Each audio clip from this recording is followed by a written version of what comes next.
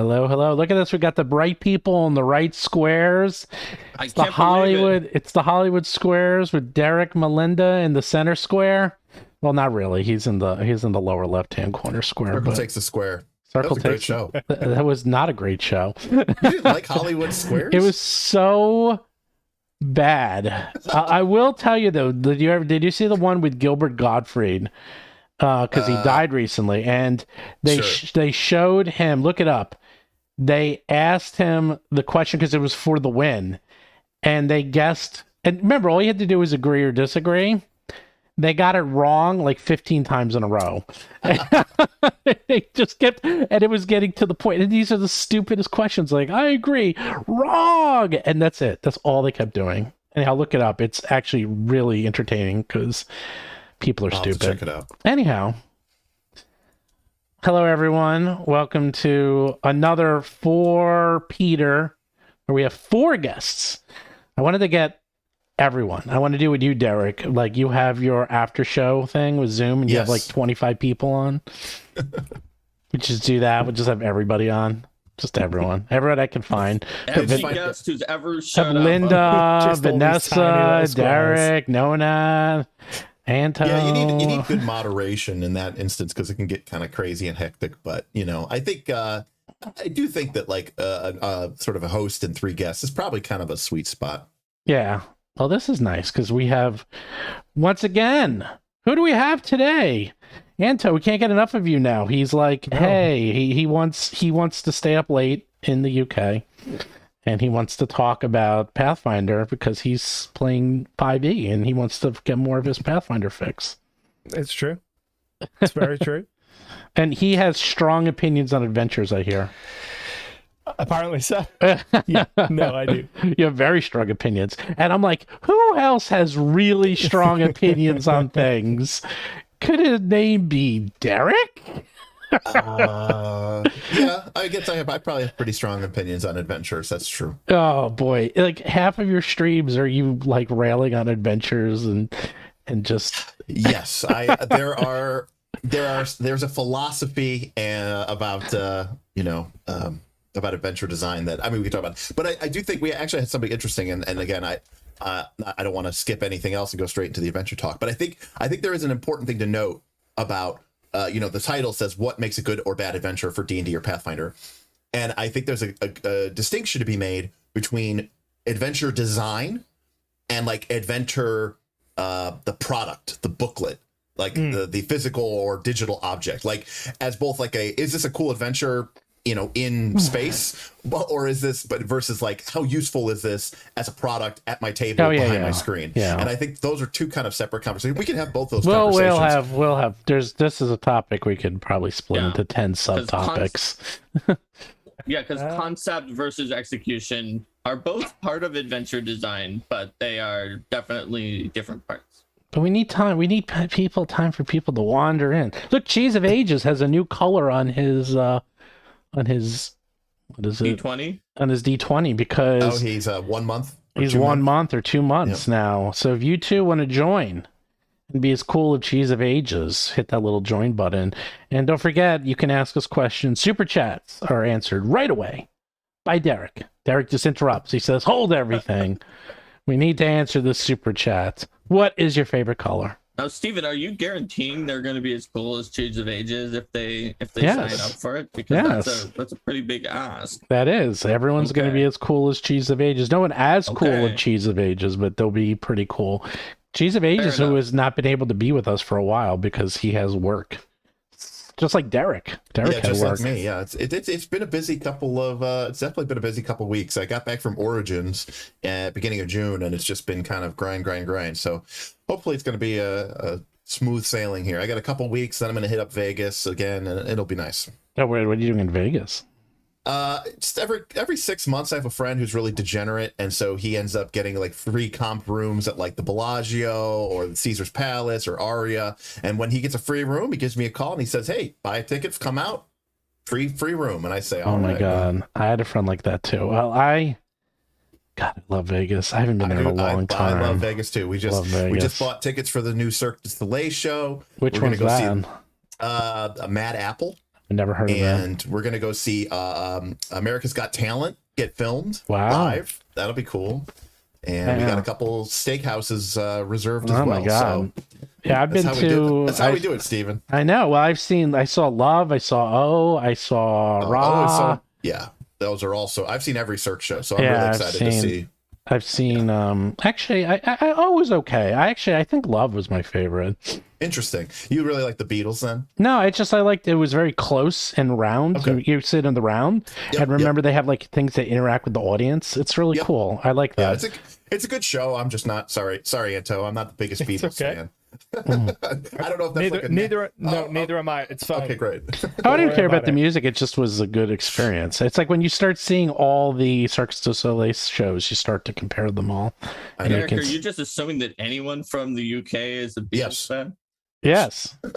Oh, that's such a stereotype. I mean, to be fair, a great number of your states are bigger in their entirety than our entire union, so it's not a wildly out of the question assumption, right? I wasn't necessarily implying that he likes them. I was just saying I dislike what is considered to be a UK treasure on the international stage. Actually, we have a great question. London asked, I do see that. Anto, what is the Vegas of the UK? The Vegas of the UK is probably a place called Blackpool.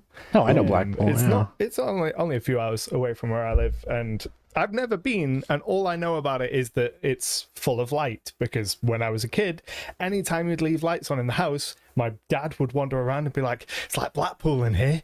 All the lights are on. Really? And that's all, yeah. Like, I've never heard of this. How ironic. Maybe it's because it's called Blackpool. Everyone's scared, so they keep the lights on. It's got an amusement park called like Blackpool Pleasure Beach or something like that, which I've been to before. It had a really good log flume ride for the time that I went, called like Valhalla or something like that. I'm sure they have way more. I almost guarantee that whatever log flume you went on is still there and still being. No, but I'm sure that in other amusement parks they have innovated log flumes that are better than that. But at the time, like, it had a lot of special effects and was more complex than most log flumes. It is funny, Derik, that you said you have a degenerate friend, because I have a good friend of mine who, we went to, what's the story? I'm big into baseball. So when the Mets played in Puerto Rico, this was like 20 years ago. And I went down to see them play the Expos when they still existed. And it was really cool because I was never in Puerto Rico, and there was a casino in the hotel. So I'm sharing a room with my friend, and we go to, I'm going upstairs and we're like gambling a little. And then I'm like, you know what? I'm tired. I'm going to go to sleep. It's like, midnight. And he's like, okay, I'll be up in a bit. I go to sleep. And then I hear the door open. And I look, and it's like 6:30 in the morning. Oh, yeah. I'm like, yep, he was up in a bit. And he was out all night gambling. And the same guy I went to Vegas with, and he met me there. And we're walking around. And then he's just pulling me into every casino because he has a comp in every single He's got free play in every casino. Casino. And I was like, dude, how often do you come here? And he's like once a month. I'm like, once? And he lives in New Jersey. I'm like, you come here once a month? I was like, he's like, well, it's actually cheaper to fly here with comps than it is to go to Atlantic City. I was like, all right, okay, I guess so. Flights are up, real expensive. Yeah. This was 20 years ago or 15 years ago when flights were like $200-$300 round trip. I was flying to Vegas 79 round trip. During 2020, 2021, I flew to Vegas for $70. Yeah. Oh yeah, you can fly to Vegas for well, that's what they do. It's like $70, $79 to fly there because they just want to get you there. With people traveling again and fuel prices up and everything, it's gotten pretty pricey. So, anyways, all right, not to talk about Vegas, but this was the Vegas is fun as people come in. Vegas is fun. Let it stay in Vegas. Yeah, that's right. That's right. What happens if Vegas stays in Vegas? That being said, I've actually visited pretty much all the game stores in Vegas as well. Because I get burned out. Wow. Because my friends go hard. Like I said, he's a degenerate. They go really hard. So like if I lose $500 at the craps table, like I'm good for the day. I'm not done for the trip, but I'm willing to walk away and just say, okay, I'll come back tomorrow. And they're like, no, I got to get it back. And so. I'll walk away and I'll say, I'll catch you guys later for dinner.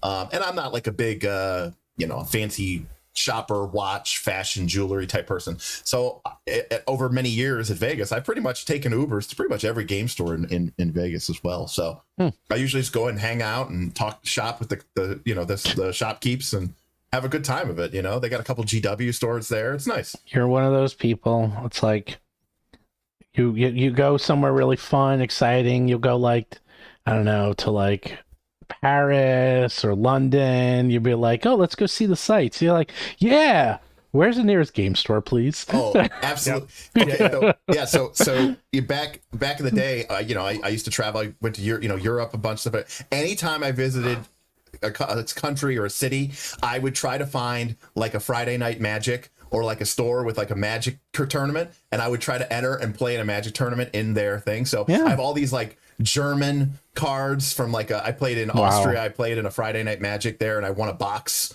of Magic cards. I did the same in Spain. Because it's Magic. So number one, everybody speaks English, but number two, it's Magic. So like I can just see the card. I don't care that it's, I mean, some people play with entirely Japanese cards or entirely Japanese decks. Yeah, that's common. So you know the art, you know the mechanics. I don't even need to read it. So it's just like, okay, it's good for me, and so I'll just play Magic in a completely foreign language, even though I don't speak it. Yeah, when I travel, I do at least try to go to a few stores. When I went to Japan, I went to the game stores. That was pretty interesting. And when I was in Paris, oh my God, not only were the game stores so nice in Paris, I mean, this was a while ago, but they were really nice. But it was filled with people, like normal people, not a Gen Con Origins type people. Derik knows what I'm talking about. Some of the sometimes scary people, but it was like, oh wow. I mean, trust me, there's scary people everywhere, but sometimes you get some of those at some of those stores. We're a very passionate community. Very passionate community. Very passionate community. And I would be lying if I said I haven't, as a grown man, thrown what equivalents to a temper tantrum before after losing a very pivotal game of Magic the Gathering. Are you one of those people who flipped the table? I have never flipped a table, again, I'm not proud of this, but I have before, like very calmly. I was playing my opponent and I had him dead to rights, and I just bricked for like many turns in a row, and he beat me, and I was very much like, great game, shook his hand, nodded. We start playing. I just take my deck of cards and just throw. Yeah. Yeah. Back in the day when I played in Neutral Ground, and this is like in 95, 96, and I had a game where I was down to 1 health and he was at 20. And he could not finish me off. And then I was lightning bolting and just like knocking him down 2 at a time every turn. And then I beat him.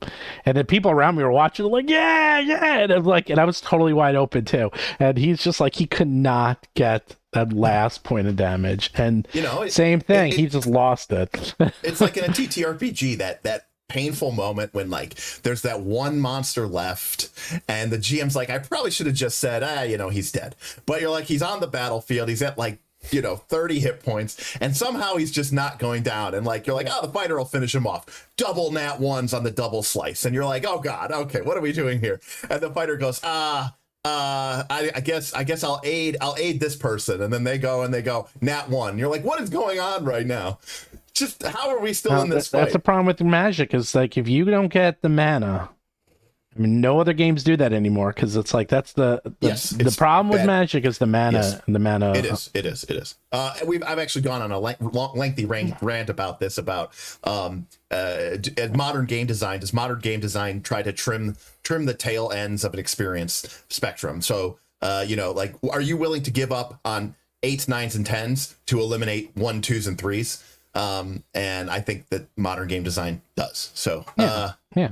Well, because mana is, it's a little too random, and it takes up space in your deck, and blah blah blah. Go on this for hours. Anyway, if you want to see more random, baseless conversations, you should check out Knights of Last Call this Thursday, 7 p.m. Now, what's that? Because I'm gonna have some special guests here in the next weeks or so. Who are those? Who's the guest? I believe, if I'm not mistaken, next week, is that right, Mark and Steven? No, it's this week. I'm sorry. This week. I said next week. Yeah, this week. I forgot what day it is. It could be next week. It could be both weeks. Who knows? I may have something next week. Oh, okay. Then it's this week.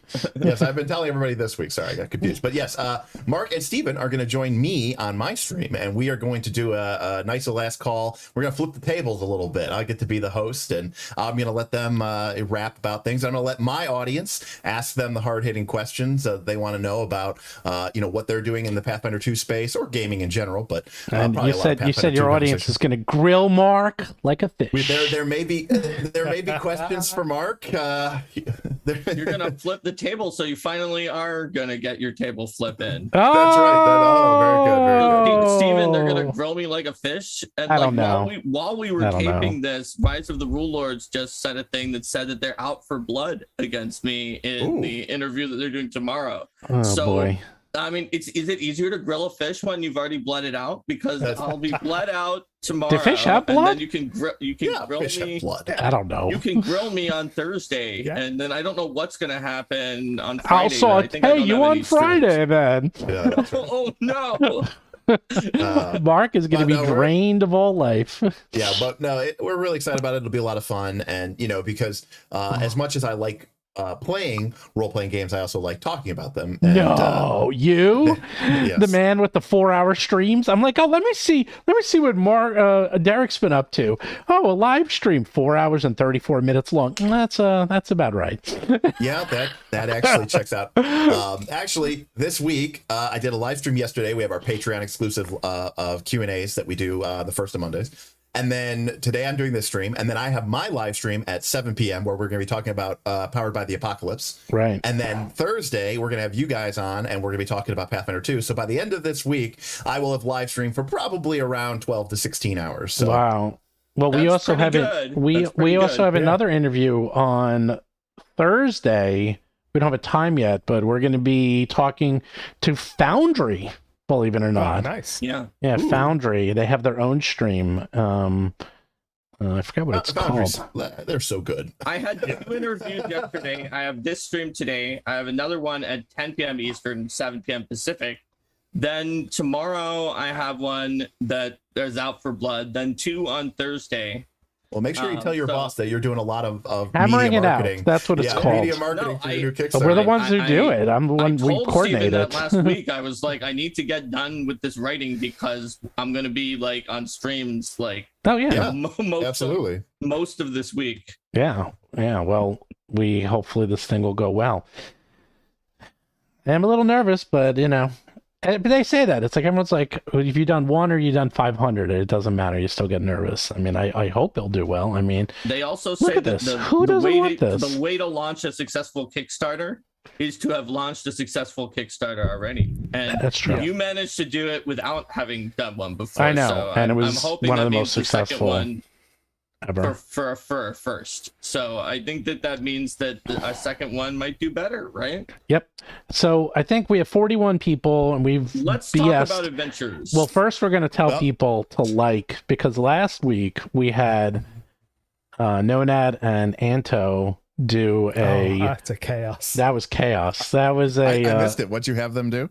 I didn't do it. It was actually it was Nonad's idea. Yeah, it was his idea. Okay. It was like you each had to say one word and build an adventure from one-word sentences. So eventually it actually was a pretty good adventure.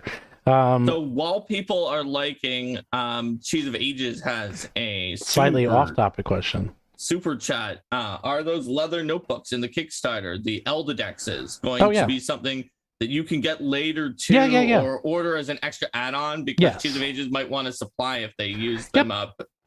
Yep. Yeah. Those leather notebooks. They're really cool. So we're doing these. I don't actually have them here. I have almost samples of everything else, but I don't have the minis yet, and I don't have the dice, and the leather notebooks. But the leather notebooks are hard leather notebooks that actually have. They actually have, you know what, I can show it. It's like one of them has like a dragon on it, right? Yeah. You know what, I can show it. Hold on, give me a second. Everyone talks. You guys talk and I'll find the picture of it. Well, everyone, what are you thinking about the number of likes we have? It's not close to 50 yet, so you're not going to have to do anything weird. But not yet. What weird thing do we need to make Derik and Anto do if we get to 50. We'll figure it out. Weird thing? Yeah, or it doesn't have to be weird. It could be Here, I'm going to put this picture. This picture is going to I'm go. not good at this. I'm not good at being. I'm going to put the picture over my face because I'm Okay. lazy. Here we go. Steven's face is now an Eldedex. Yeah, there we go. Look at that. That is the Eldedex. You can see it That's on the pretty live nice. stream. Yeah. Yeah. So it's actually leather. So it's hard leather, embossed, painted. There's even gems and like things in it. And then inside is a 100-page notebook with a little ribbon bookmarker and everything. So Nice. Yeah. Yeah, they look really cool. yeah, Those are very fancy. yeah, the phoenix on left side and dragon on the other. So there you go. I like the Phoenix better. Yes. Well, Well, I think do you get both of them if you're at the highest tier you get At both. the highest tier, so And at there the you next go. highest you get one. So there you go. But I'll give options so that you can get them separate too. But they're way cheaper at the tiers. So, Well, but they kind of just come in for free at those tiers, essentially. I Basically. mean, other than that, the tiers are more expensive. yeah, well, you get a lot of those tiers. But Yeah. adventure design. So, who wants to start off talking about? Because there's so much to talk about adventures. There's so much to talk about. There's so much to talk Well, about. I think we should try to do what Derik was hinting at the very beginning of the Sure. episode, which is when it comes to adventure design, there's several steps. The first step that you need when you're starting to design an adventure is to come up with a concept for what the adventure is going to be. That's essentially how any good adventure is created. Nobody like starts from like bottom up from like little tiny details and then somehow eventually comes up with the concept. People start top down from published adventures. So I was going to say, so that's interesting. We can start right there, Mark. So something like Magic the Gathering, which we discuss all the time, does top-down design, but it also does bottom-up design. They will say, we think this is a very interesting mechanical idea, and let us build a set or an idea around these mechanics, and then we can sort of box it in with flavor and themes and ideas later on, versus we want to do a Egypt theme set, or we want to do a fairy tale theme set, and now we will build mechanics in to support that theme and that structure. Is there ever like, because I mean, in my mind, the classic way of creating an adventure, maybe not a published adventure, is I sit down and I go, these are cool monsters, I want to use them. Mm-hmm. I'm going to draw a map, and I think this would be a cool encounter. And I just kind of put stuff together, and then I'll figure out a way to tie it together later. And like as a self making adventures for myself, I feel like I usually do sort of a bottom up approach where I just kind of start with, this is a cool magic item. This is a cool monster that I want to use. What a new book of undead just came out, and I want to use a bunch of undead monsters. I'll figure out the details of how this all ties together later. And that's how I build. I usually am very improvisational, so there's no top down. There's only like what's going on at the moment when I'm writing my own adventures. I mean, they're not really writing, right? They're improvisational. Right. But when you're going for a published adventure, then you're typically going top down. And in some ways, if you have that one big mechanic that makes the set, that sort of is top down, whereas what you describe with the adventure is bottom up, where it's like, oh yeah, here's a list of monsters and items, and let's try to get them to fit together. But I would say that for a published adventure, because you need a concept, because you need a hook. Because if you like those monsters and you like those items, but they don't eventually like gel together into something that is like, oh yeah, this is like an attack by a dragon queen at the end, or like, so if it doesn't sound like the concept is something that can draw people in, it can be a problem for a published adventure of like sort of getting your intent as the adventure designer across. Well, here, this is what I think. I think with adventures, you can kind of break them up into these type of categories. I'm just going to throw these off the top of my head because I was thinking about this this weekend, because I got one of my Kickstarters came in, and it was the Book of Layers. But they'd say, oh, it's a book of adventures. And I'm like, okay. And it's literally like 4 pages. It's like 1 page of a map and then little combat encounters. And I'm thinking to myself, and I get a lot of adventures. I get a lot of these. These are very common. They're very popular now. And as someone who just worked on an adventure, still working on an adventure path, I'm like, this is not an adventure. This is so simple to do, and I think it's an encounter. It's right? An encounter. Well, it's a few encounters, but they call it an adventure. And I'm like, is this an adventure? This is not an adventure. And technically, it can be, right? Right. Monty Cook as a form of like almost an art form of showing what the minimal adventure that could be done in Wizards of the Coast style at the time in 3rd edition. Created the adventure Orkin Pie, and he included all of the subheaders and things that an adventure would need, even though the entire adventure was just like one, I think, 10 by 10 room with an orc in it who had a pie. Yeah, and there was nothing else. I used to have an Orkin Pie shirt. Wow, amazing! It was like the minimal number of words that would still have every section that Wizard says that you need, like the developments or continuing the adventure section is like. Where did the orc get the pie? We don't know. Is there another place where it could be from? Well, I just wanted to say about, so there's that. There's like, so there is, I call them the lairs or the encounters, which is like, okay, this is really just a map with some items. These are very popular, and I'm seeing a lot of people publish these. Like, you see just them everywhere. Then you have PFS, SFS scenarios, which are full 4 or 5 hour adventures. And I like that. That's like the sweet spot. I like those a lot because it's just story. There's an adventure. It's a one shot. You can mix it up. There's usually like 4 parts to it or so. You could have one part that's like negotiations and social. You can have one part that's puzzles. You can have one part that's combat. Like, they really break it up so you can actually have, and it sort of has set pieces. It's like watching a play, so you sort of know what's going on. And then you have the books that 5e publishes, or the adventure paths that Paizo publishes. And at that level, you expect those things to be A+. That is, you get, for that money, you better be getting everything you need. And that is where I see a lot of breakdown. And I'm waiting. Anto's been real quiet, so I want to let him talk because I know he has strong opinions. Because one of the things I did before I wrote Jewel of the Indigo Isle, or worked on Jewel of the Indigo Isle, had all the other people write it, is that I watched every single YouTube video I could find on 5e adventures. I know the Pathfinder adventure paths. I've run like a fifth of them. I know them well.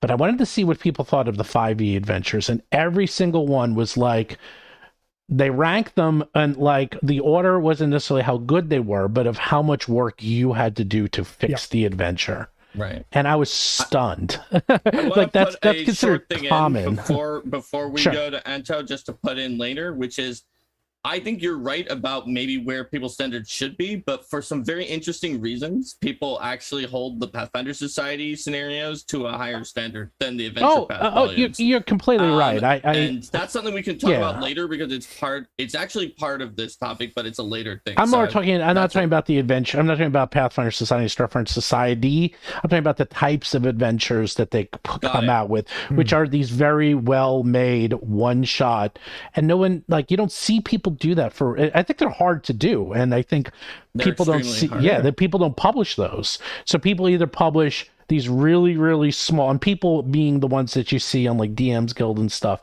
The only ones that I see a lot of are these one-shot lairs, which are very easy to do, and these very long, elaborate adventures. I just don't see a lot of these SFF PFSs.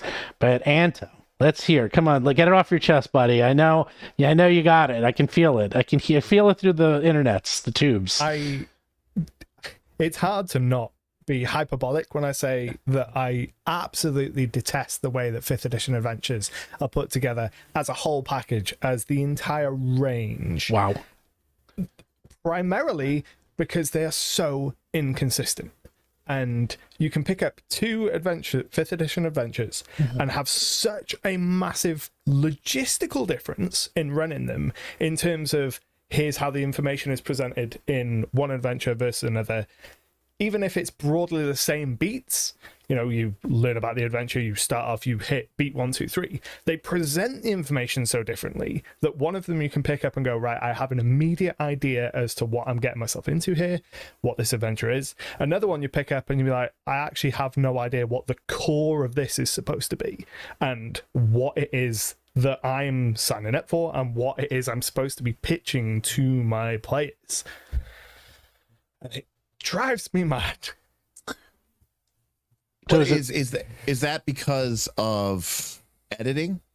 Like, yes, I think a big problem I have with adventures, by and large, is the way they are presented from an editorial standpoint and from how they deliver information to a game master from the point of view of here is how you run this, not from the flavor or the story of the adventure, because story is super subjective. Some people will like it, some people won't, and there's no real way to account for that. But the mechanics of here is what you as a game master need to understand to run this thing, which is part of a game and has rules, and communicating that clearly. Yeah. The standards for that are so all over the place, even within 5th edition's own lineup. Yeah. Yeah, I mean, it's interesting because I have, you know, we've evolved the game over time, and you know, you grow up in a certain style of play, and I grew up reading and you know, these old D&D adventures, you know, so Kanjith, Keep on the Borderlands, you know, Saltmarsh, and back then, a monster stat block could literally be expressed as a single sentence, right? Like hit die 2+1, attacks as a fighter 3, and that was it, right? Like you could literally just have the entire stat block of the monster on a page, and so you could essentially in one page get everything that you needed to know in order to run this. And it's interesting because at Origins there was some gentleman selling his 5e game, and he was really trying to upsell it. I did not buy it, but shout out to you, whoever you were, guy. And his whole thing was he designed his layout in such a way that it was spiral bound, which I'm sure also made it cheaper to publish, but it was spiral bound with like the plastic kind of curly-coo, and the idea was each encounter was a lay flat. It's on 2 pages. You didn't have to flip anything. All the stats were on 1 page. Everything that you needed to know. What do the PCs see? What do they hear? What are the monster stat blocks? There's no extraneous text on this. There might be background information, but that's in a different part of the book. If you're playing at the table, you know, to me, an adventure design in terms of, maybe not, or at least of the way it's published, it's like the dashboard of a car. Yeah. Right. I need, like, tell me what I need to know because this is a moving vehicle. Right. Yeah. And if I don't have time to be reading the user manual while I'm driving my car. Or imagine if you picked up the user manual for your car and you wanted to know, all right, how does this part of my car works?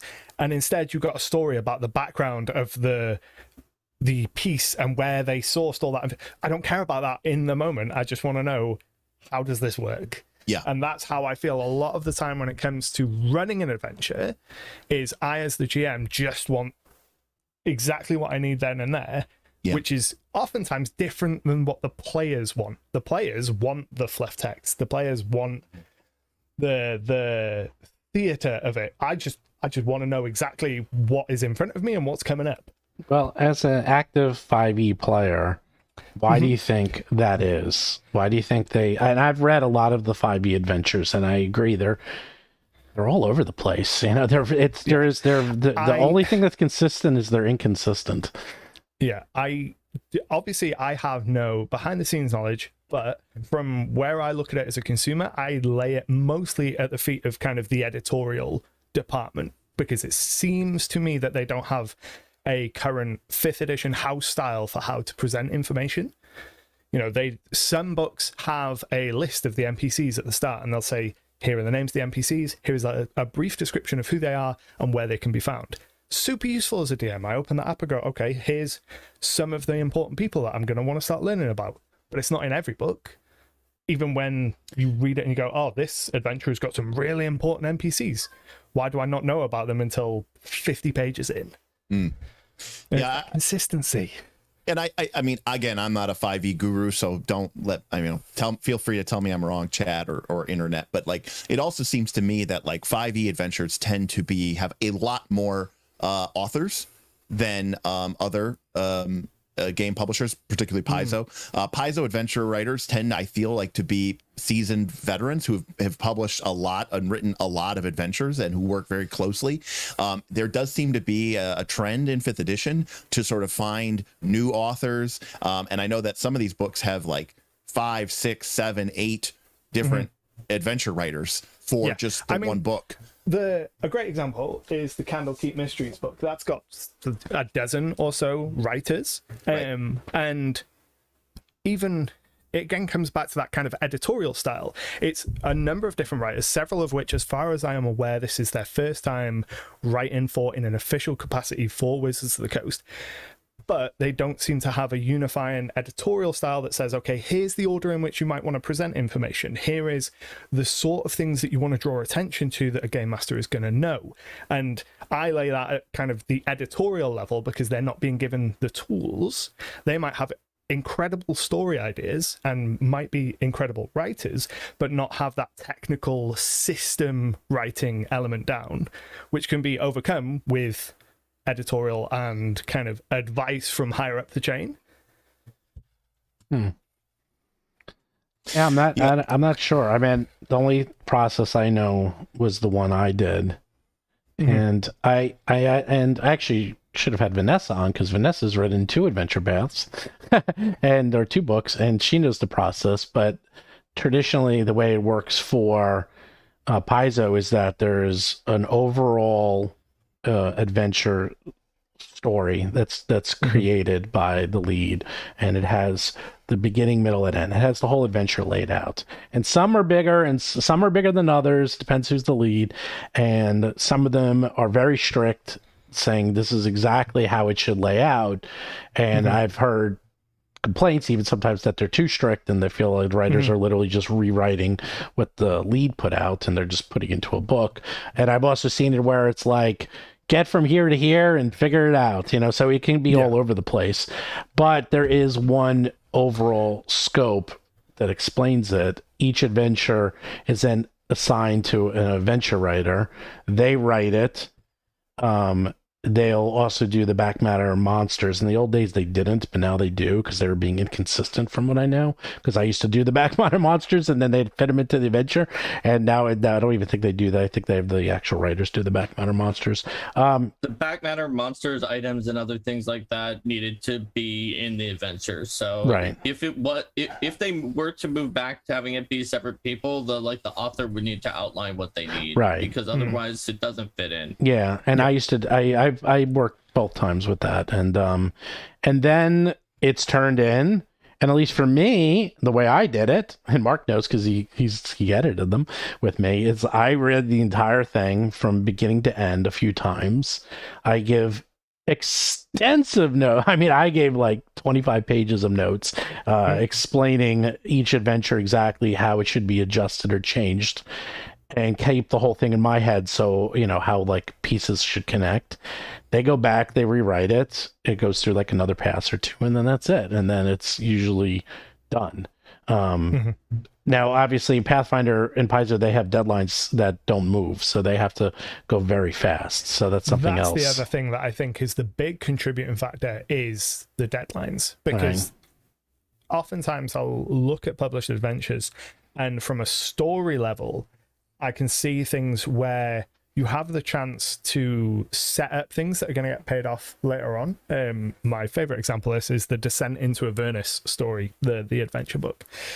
The opening chapters, one of the most common piece of advice is just skip the opening chapter and just jump straight to the meat of the adventure when you're in hell, because that's what's on the cover, that's what the promise of the adventure is, and everything that gets you there really doesn't have a massive impact on everything else and doesn't build up any of the themes or any of the story beats that you're going to really run into later in the adventure. And it feels as if there was more time, they could go back and do several more passes and bring in more elements to start building those thematic relationships and going, right, okay, we've got a story about falling from grace and this element, so how can we take that and introduce that concept in the first chapter and warm the players to that?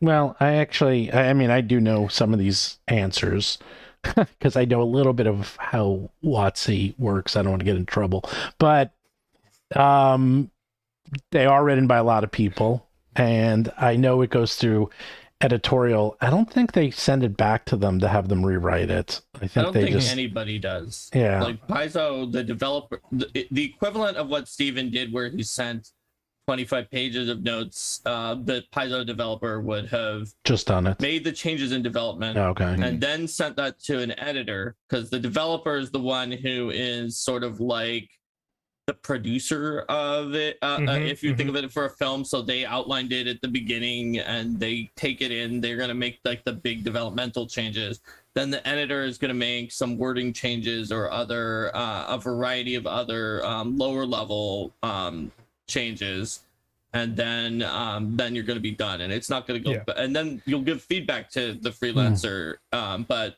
when you're doing it professionally, for a big company, because of the deadlines, there's not enough time. It takes way longer to get your thoughts in a form that you can convey it to the other person and then have them do it than it does to do it yourself.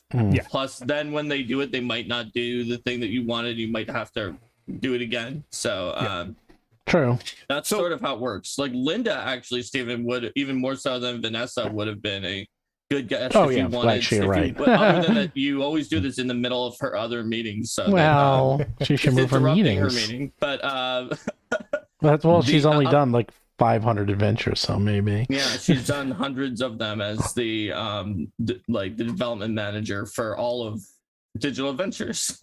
So this might be illuminatory, if that's even a word. Illuminative. So. What do you consider, for you personally, to be your favorite adventure of all time? For me, it's easy. Okay. It's Age of Worms. Age of Worms. So the whole thing. By the way, I actually approve of that answer, because in my personal opinion, adventure paths are not 6 separate or 7 separate or 8 back in the day. This one was 12. Yeah, 12. Yeah, that's huge. In my mind, it's one adventure that just goes from 1 to 20. Yes, they just happen to break it up. You know, it's like Lord of the Rings. Lord of the Rings is actually one book. Right. The publishers broke it up into Fellowship, Two Towers, and Return of the King. Okay, Age of Worms. Okay, Mark?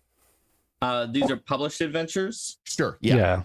Okay. The one I ran 3 days ago with my friends. My friend Sarah ran this awesome dungeon. Your favorite published. Well, because when it comes to published adventures, then I mostly did my own stuff before I started doing some of the Paizo APs and scenarios. So I haven't done published adventures other than those. So we'll have to be a Paizo adventure then.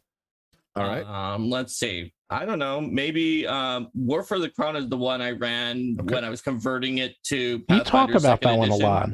You do talk about War for the Crown. I like that one. I like it a lot anyway. And like the lead developer on that, Crystal Fraser, and all the authors did a really good job. And then additionally, it was like what I was running as we were playtesting 2nd edition. And so like I have good memories from that. It worked very well. It had a lot of good like non-combat sort of stuff that my group liked, and it turned out well. I didn't kill any characters, whereas in my other games I would have dozens of deaths because of the dying system in Pathfinder First is really, really rough, and you pretty much kill someone anytime the fight gets tough. So yeah, probably War for the Crown. All right, Anto? So for me, very similar to Mark, pretty much all of the stuff I've done have been running my own stories. So it comes down to the stuff that I've read, and my favorite would be a conceptual favorite. I don't want to just say none of them. Okay. No, you can. That's a valid. I'll take that. I'll take that answer. Because in terms of which of these would I actually run, none of them. there's a bunch that I think are really conceptually cool in what they attempt to set up, but from 5th edition adventures, there's none of them that have reached out to me enough that I've thought, yeah, I'll actually run this. Curse of Strahd, maybe. Avernus, if I was willing to put a lot of work into rewriting the whole beginning of it, maybe. What about you, Derek? So this is where I thought we were going to go. So my answer would be something like Keep on the Borderlands, V2, Caves of Chaos, Dwellers of the Forbidden City. I mentioned Lost Caverns of Sojkanth. Maybe Salt Marsh. And I'm talking about the old modules. And even if we go into like 3rd edition, I would say something like Forge of Fury. I think is a very solid adventure. And I think this brings up an interesting point, which is the things that I just listed have essentially no plot elements to them at all. They are, for all intents and purposes, the old term used to be module, as in this is an interesting place that heroic adventurers might go. And the story is what happens when your PCs get there. There is no preconception of of story beats or plot points or critical or key NPCs that have to do X by Y. It is the adventures that I have always really gravitated to, Keep on the Borderlands is 30 pages long, Forge of Fury might be 35 or something like that, right? Extremely simple. And yet I have run some of these multiple times over the last 20 or so years. And each time I get a very different experience with players. I've had people go into Forge of Fury and forge an alliance with the orcs to take out the Duergar that live on the forge level, and I've also had groups that have declared war on all of them and fought everything. I've been to the Keep on the Borderlands where I've had people who've gone and ran into the ogre cave and have been killed instantaneously, and I've had people who thanks to a positive reaction roll ended up striking a bargain with the ogre to team up to take out the goblins. And for me, I want an adventure not to do the storytelling for me, but to do the heavy lifting. And what is the heavy lifting for me? It's stats, it's maps, it's all of the sort of fiddly work, right? It's the drawing, and if you're talking about somebody like Dyson or some Dyson Logos, somebody who has incredible map and cartography skills. Sure, I want a beautiful map. I mean, sure, some of those old early maps were pretty lame, but I want a good map. When I think about what makes a good adventure, I want a map to be like an interesting game board, right? I want the map itself to be interesting from an exploration pillar point of play. I want encounters. I want monsters that have fully detailed stats. Fill out everything that I need to know for the hazards. So don't make me look this stuff up. Don't make me have to go and put all this stuff together. Just do it for me. That's the heavy lifting that I want an adventure to do. Well, actually, I have a thing on that. It's funny because we were talking about this, a child of the 80s. Yes. And I grew up with those modules. I grew up with Redbox. I grew up with D&D and AD&D and watched the D&D cartoon when I was a kid. And it's funny because we would sit around talking about those modules for years. Like we would just talk about White Plume Mountain. Oh my God. I talked about that. We talked about that so much.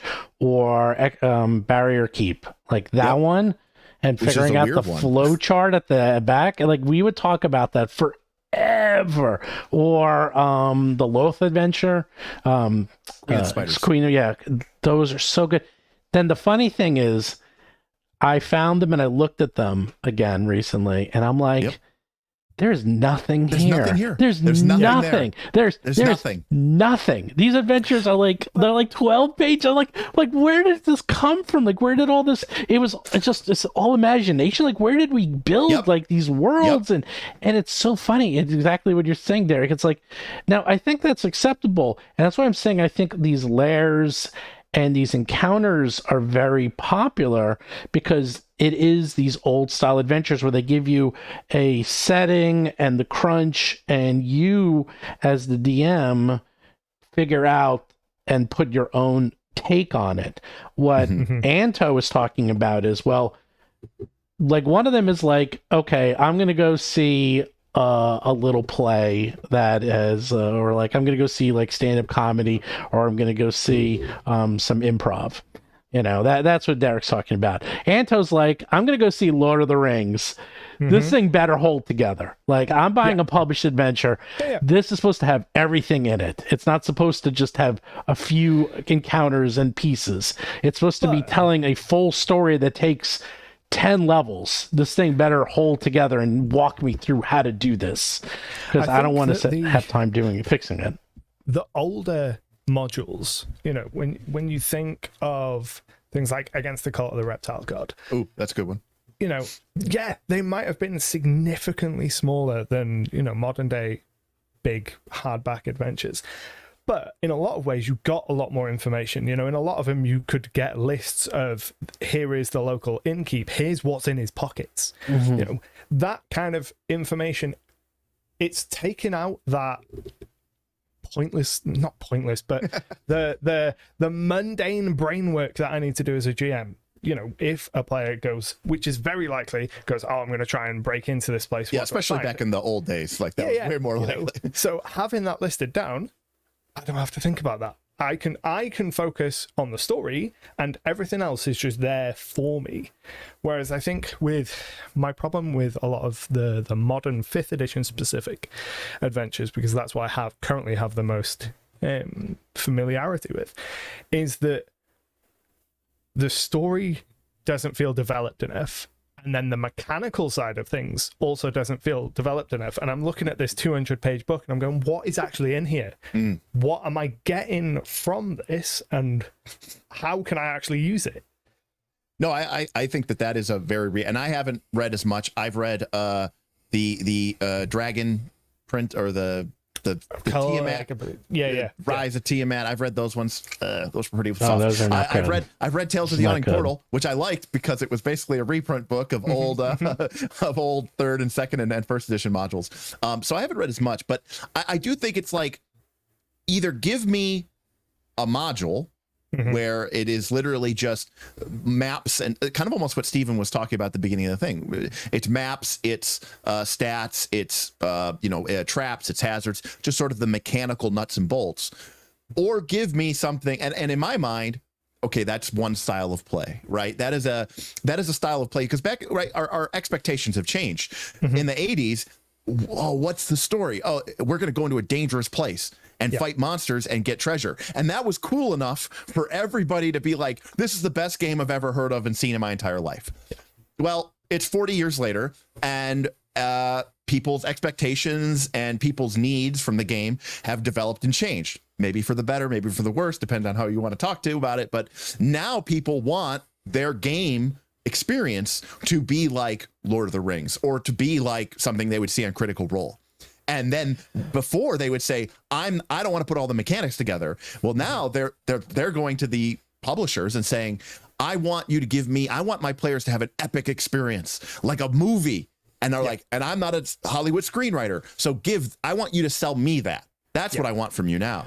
But the thing is, I think Lord of the Rings is the perfect example for thinking about those two styles, because when you think about what Lord of the Rings is, it's just going from point A to B. All the interesting stuff is just incidental along the way, and that first style of just, here is a world, here are some things that are in it, go off on your own, is much closer to what Lord of the Rings actually is in a mechanical sense than what it ends up being in a story sense. It's almost as if the kind of modern adventures are going, right, we're going to take out all of the organic interest that you would have generated from going on this quest, and we're going to put it in so that you have no choice of that. We're going to make the story for you, rather than going, here's how you're going to go off and have an incredible story on your own. Right. That is the railroad. I mean, that is right. And back to what Stephen was talking about, if you pulled out, like, I could, for example, we saw this at Origins Game Fair as well. There was, for all intents and purposes, a booth that was selling audiobooks. But the audiobook was essentially someone reading a D&D 5th edition adventure module. Okay? What? Yes, but it was like like Critical Role, right? Actual yeah. But it's like the audio book version of that, but without any of the mussing around with actually playing the game. So I'll use like Quest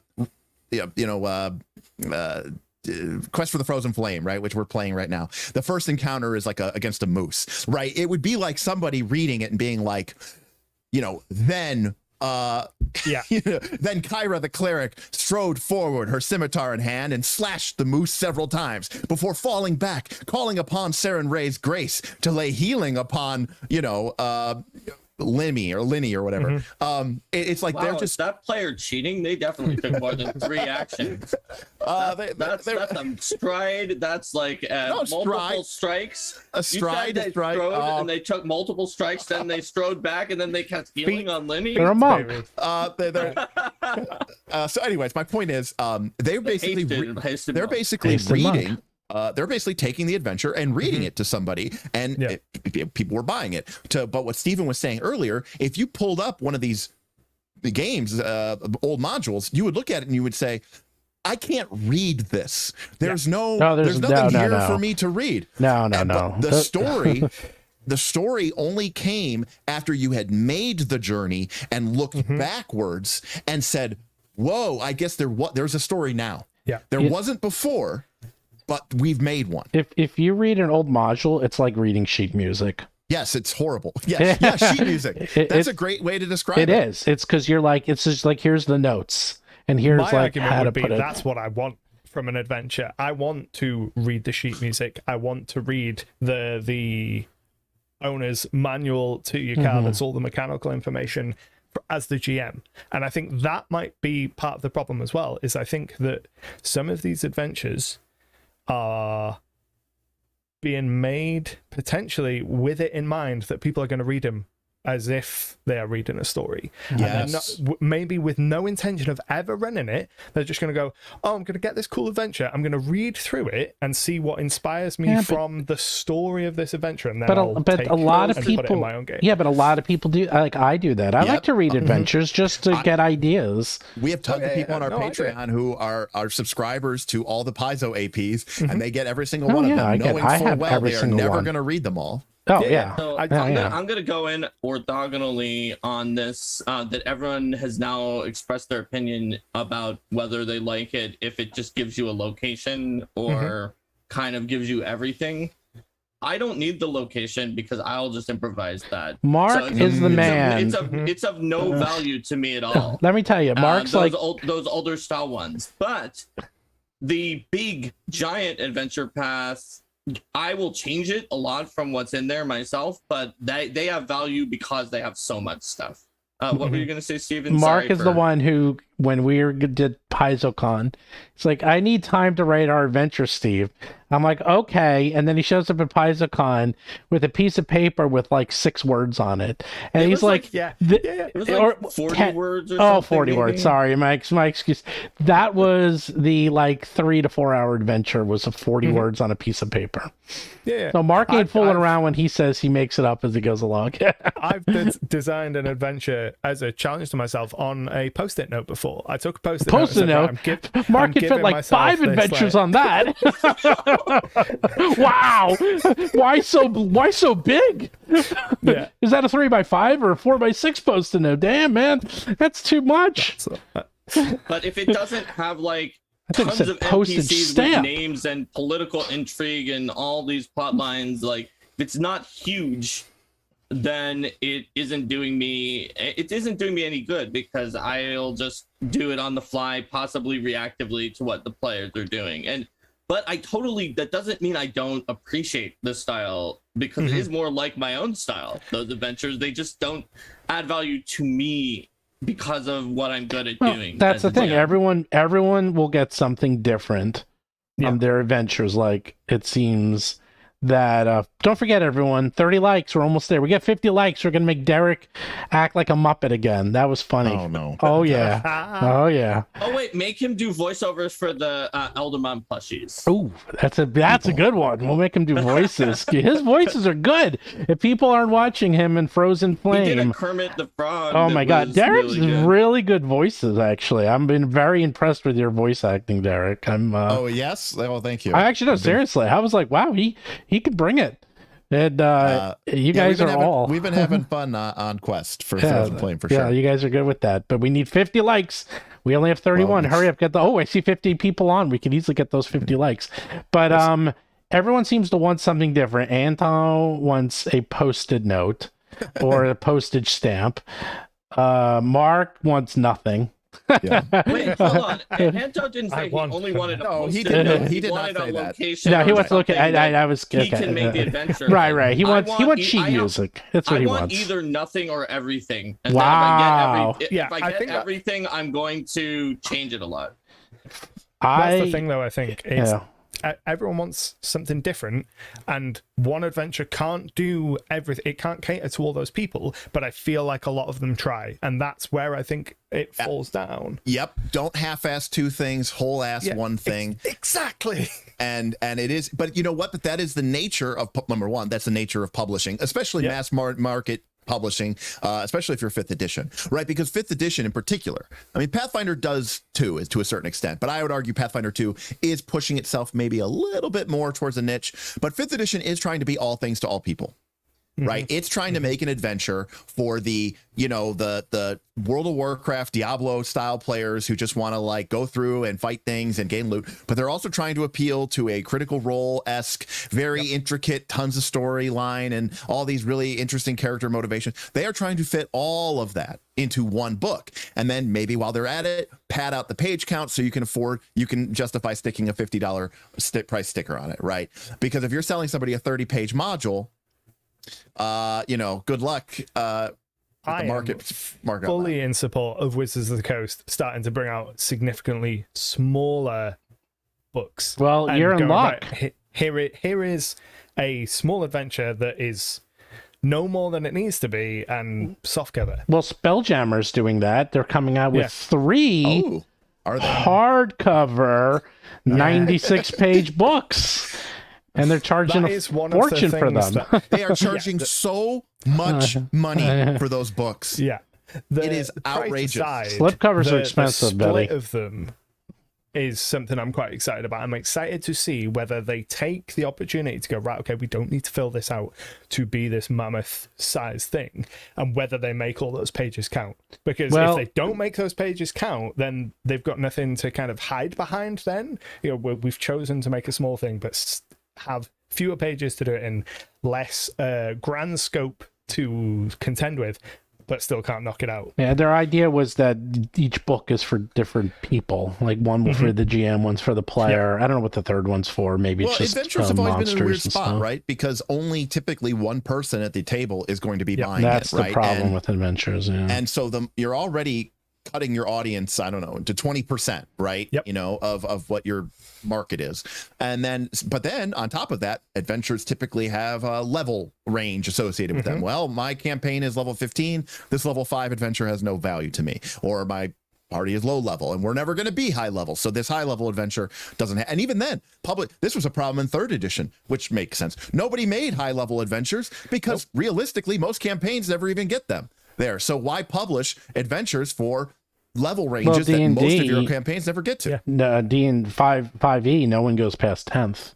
I've heard that as well. There's actually a lot of evidence of that. For good reason. I'm running a 15th level campaign at the minute, and at the end of last week's session, I think it was, I almost broke down and I said to the players, I do not know how much longer I can do this. For 8 million reasons. See my Pathfinder 2nd edition video, because it outlines all of the reasons why. Oh yeah, I'd be curious, just because I've been playing high level Pathfinder and it's great. It's just as much fun. But I think though that, like, for me, the touch point of adventures for me is this idea that you have this interesting location or this interesting situation, and people from all over the world, or maybe you run it multiple times with different groups of people and things of that nature. You can all have slightly different experiences as you go through it. And there's this concept that like the negative space in those adventures, I don't see as a weakness, right? I see it as a strength, because I think GMs are creative people, and I think being a GM is a tough job. And I think that, you know, these adventures now try to fill in every gap so that it is seamless from start to finish. And I feel like that could be very problematic, because number one, it can make it feel like it's very railroady, like the plot has to go at this exact pace. And then the second point is, I don't think it gives you any latitude for what you or your players want to change or to have different. I don't want to talk to 7 different groups who ran through, let's say, an adventure path or ran an adventure, and I get the same story from each of them. That's to me, it's like, that's almost like we all watch the same TV show. I don't want that. I think that might be what it feels like. That's what Wizards of the Coast want out of their adventures. They want that unifying experience, so that when people talk about it, they have that shared story, rather than having the variations and it coming down to, oh, well, our group didn't do that well, we filled in the gaps this way. If everyone's played through exactly the same story, everyone gets the same highs, they also get the same lows. Right. I agree with you completely. I mean, I think consistency is the name of the game, and I think consistency sells, and I think that they are trying to homogenize sort of the play experience of D&D. I recently did, Mark's over here saying, I don't even really know that I've ever run that many published adventures. And, I did a poll on my YouTube channel not too long ago, and I asked people, do you write your own adventures, or do you run them straight out of the book, or do you pretty much run them straight out of the book? And only 20% of my polled audience said that they basically create their own stuff. So I think I want to make it clear, I have run them, but they're only from Paizo, because before that I never did. I ran a lot of Pathfinder Society in first edition, and I have the maximum number of stars from running them. So I don't want to. Yeah, I was going to say, you're I don't want to 5-star general. Yeah, I am a 5-star GM, and so I don't want to undersell the fact that I have run published adventures before, in an organized play setting, and some adventure paths too. But before that point in time when I was running those, I didn't run anything published ever. So why don't we take a quick break, and we will talk about something that Mark loves, and that is new ancestry. Whoops, because in 2 weeks we have Battle Zoo, Eldamon, Ancestries, card game, Battle Zoo Bestiary. We got so many things coming out, and every week I have that too. I have the Slumbering Czar as well. Somebody mentioned it. I saw that. Yeah, I love that. I like those mega adventures. And this week we did a really strange ancestry. I don't think anyone was expecting this one, and probably the only person. You think it's stranger than intelligent weapons and slimes? Not for me, because I like those. But but I don't even know the history. I didn't know that Medusa was a type of Sethos. So why don't you explain these? That's not quite accurate. Okay, but, what is it? So let's pull back for a second. Sure. In Greek mythology, there are 3 Gorgons. One of them is mortal and can be slain, and we know who that is because Perseus killed her. It was Medusa. It's Medusa. The other 2 were immortal, and their names were Euryale and Stheno. And Nerd alert. There's 3 sisters.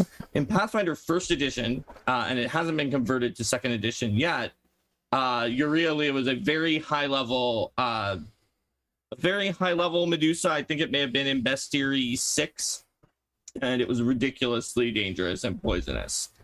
So in Pathfinder Second Edition, however, in Bestiary 3, I proposed a very low level kin for Medusa and Euryale called Stheno. It fills out the final Gorgon, and then I wrote it for Bestiary 3 as a monster that was very low level. It was just like a harpist who was level 1 and was clearly a bard and could probably be used as an ancestor. And their story was that one of those really high-level Euryales who were cursed by an evil deity in Golarion, that's Lamash too, in your setting. If you don't play Golarion, it can be whoever you want. In cursed the Euryales, but one of them wanted to break free from their fate, and a redemptive deity in Golarion, that's Shelyn. In like the Battle Zoo world, there's several other deities that could be kind of broke them out of it. Broke her out of it. She kind of fell apart, and the 100 snakes of her hair each became a new person. And this actually happened less than a century ago. So Sthenos are a dramatically new ancestry, and if you look hard enough, and you might find like some of the original Sthenos are still alive out there, and they're old now because they live about the same amount of time as humans, but they're like, yeah, I was one of the first ones.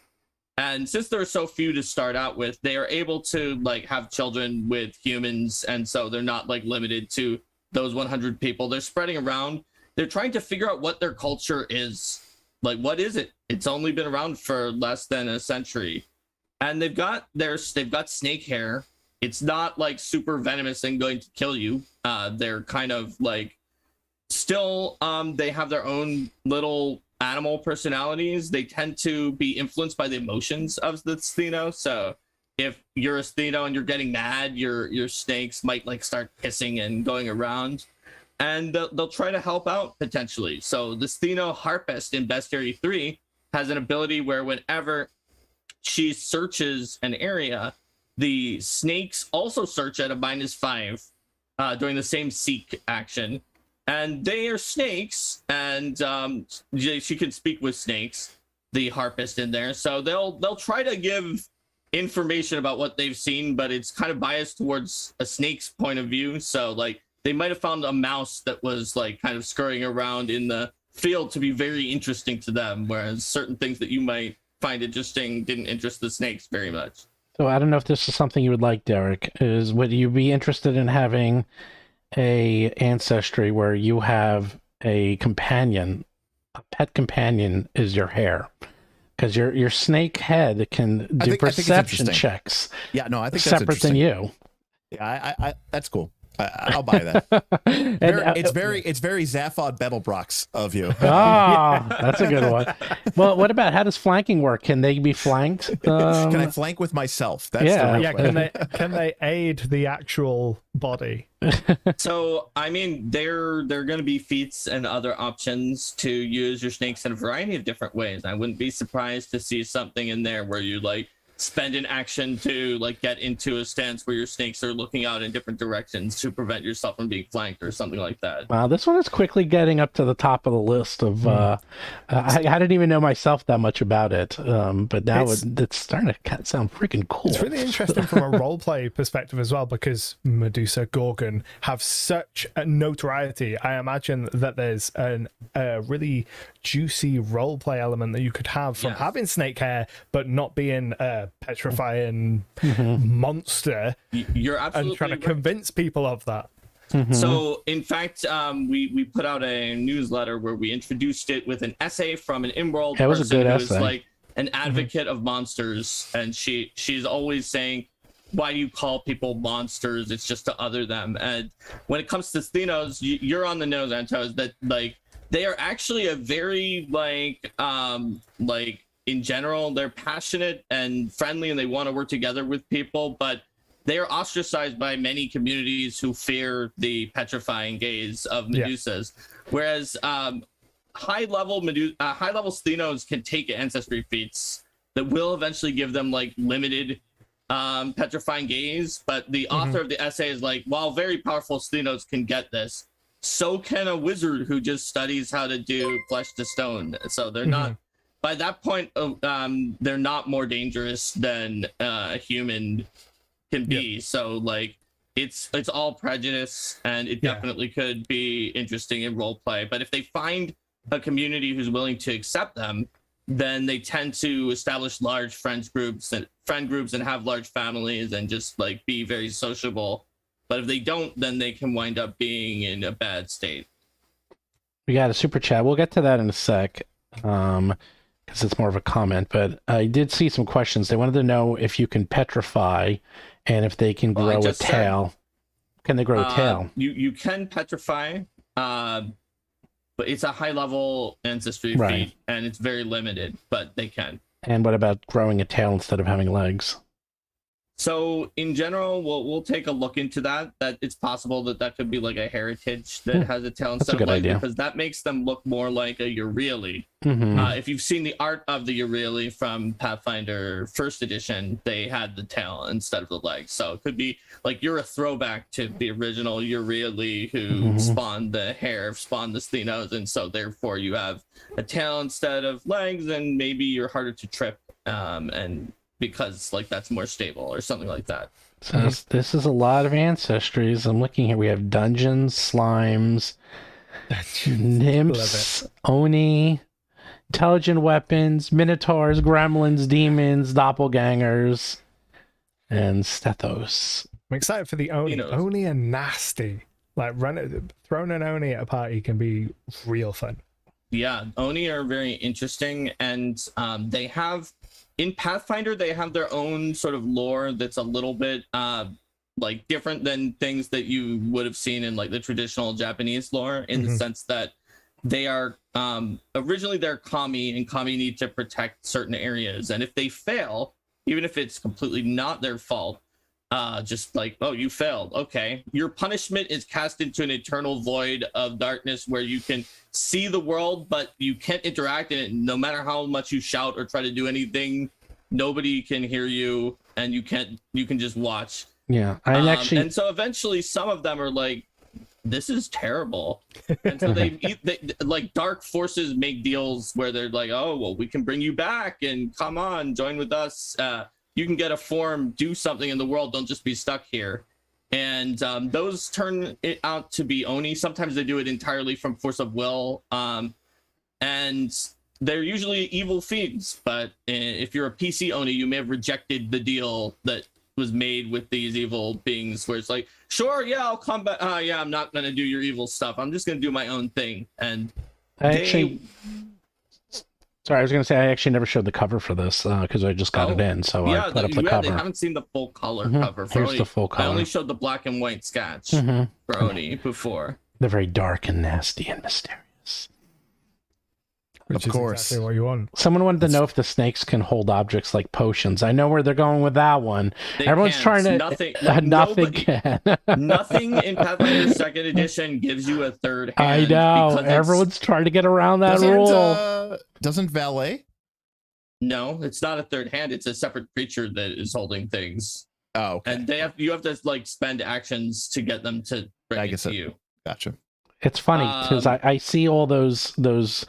It's the same. I hate to break it to you people, but it's the same like 10 rules that everyone's always trying to get around. Yeah, and Mark and I are pretty much aware of them. We know what you're trying to do. I'm wondering if an RPG can be created that can it's so, because it's not just that people are trying to get around rules. Sometimes people just think it's cool. I know. So I wonder if an RPG can be created that makes it that does the thing that every video game does, where it's just like, listen, they're 2 hand slots, okay?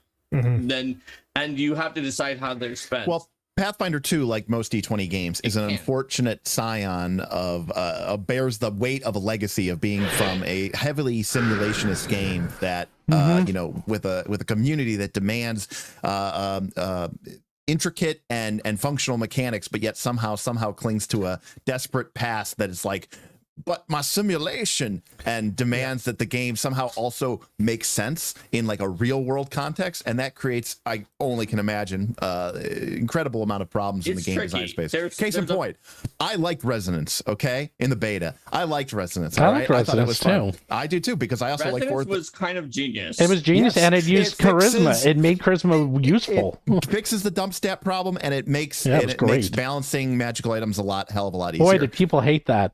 But they hated it. They hated it because it took away their toy. It's the same reason. Fixed the consumable problem. That's why they hated it. now has the consumable problem again, because 100%. You cannot fix it with gold alone. Correct. You need to add a second toggle, and that's why I consider Logan to be brilliant when he said that and came up with a second toggle, even though even though people didn't like it, it was really smart. Right. Like, for example, I just finished a level 20 Pathfinder 2 campaign a couple weeks ago, and my with a free archetype variant, and my level 20 fighter, who also had free archetype amongst other multiple free archetypes, dual weapon warrior, champion, and sorcerer. He had a bag of holding, which basically had 10 copies of every scroll from levels 1 to 8, give or take. Sure.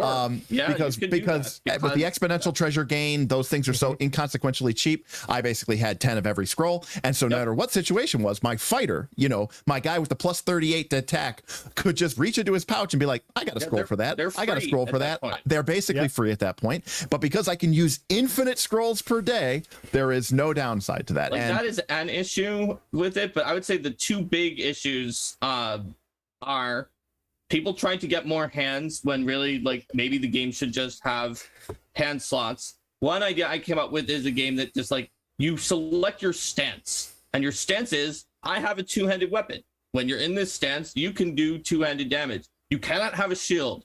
You can have as many arms as you want, but you cannot have a shield. You cannot have a second weapon. That's so gamist and video gamey, like, Mark. If your stance is one-handed weapon and shield, then how dare you put game mechanics in my game? I'm trying to think of, like, how could you make a game where you could have a 4-arm or 6 arms and it doesn't, like, completely break the game. And then the other one is flying.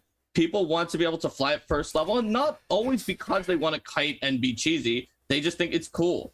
But if you had a game where it was like, we're not playing in 3 dimensions, and just like, listen, it's on a grid. You know, Starfinder Starship Combat is on a 2-dimensional grid, and it should be 3D in space. So hey, listen, in 4th edition, Eladrin could teleport at level 1. Sure. So if you're like, there's no 3rd dimension. If you're flying, you have the flying condition, which gives you like a bonus to AC against people who are on the ground. They can still hit you. You are not invincible and kiting people from the air. Then you could make flying at first level really easily. In that system. So the problem is that having something that is actually holding stuff is like ridiculously powerful to have more hands. Well, so is flying away at low levels. Well, here's the thing, and I know what the issue is, and now we're getting off topic, is that yes, very much, but that especially now I'm seeing and I'm playing high level, is that at higher level play, like, oh, I can fly now for 10 minutes.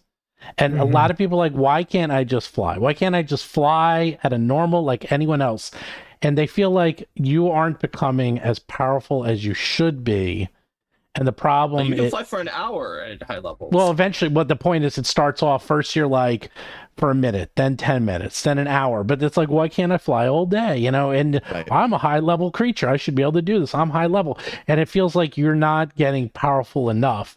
Although your sheet has like 3 pages worth of special abilities on it.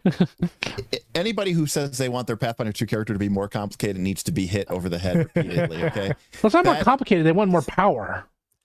What does that even mean? They want the ability to fly whenever I want, how often I want. I want to earth glide all the time. I want to be invisible constantly. You know, it's like that sort of stuff. Sure of. Is there permanency in Pathfinder 2nd Edition?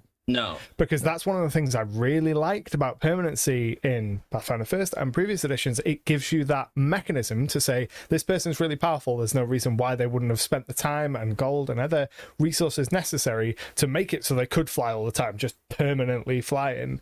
I really like permanency. I mean, personally... Permanency is essentially a slotless item. And Pathfinder 2nd does have items to let you fly. Correct. For example, my character ended up with a greater winged rune on their armor, which essentially gives you unlimited flying. I do think that, but this again gets to the generalist plus the simulationist sort of overlap. And we talk about GNS theory a lot, and I'm not going to get into it here, but like the idea that you could have a high level general feat and it just says whether because you have wings or really cool boots or because you threw yourself at the ground and missed, you now have the ability to fly. And you could just have a general feat at high level Pathfinder 2 that just gives you that ability. And that sort of solves that issue. But people would look at that and go, but what does that feat really mean? Like, what am I doing? I need it to represent something in the game.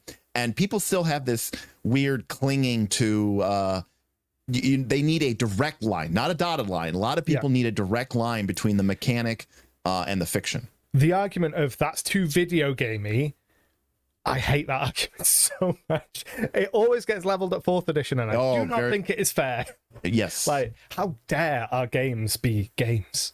These things that have rules of hundreds of pages, how dare they have mechanics? So we have 42 likes. If we get 8 more likes, we can have Derik do voices, and Anto might have to Anto do voices. What the hell? Anto do voices while rocking that hair like he's at an 80s metal concert, because he's got that long hair. Wait, we forgot a super chat. We got Jana B, $5. A quality campaign. Jaina B. A quality campaign is a lot of work.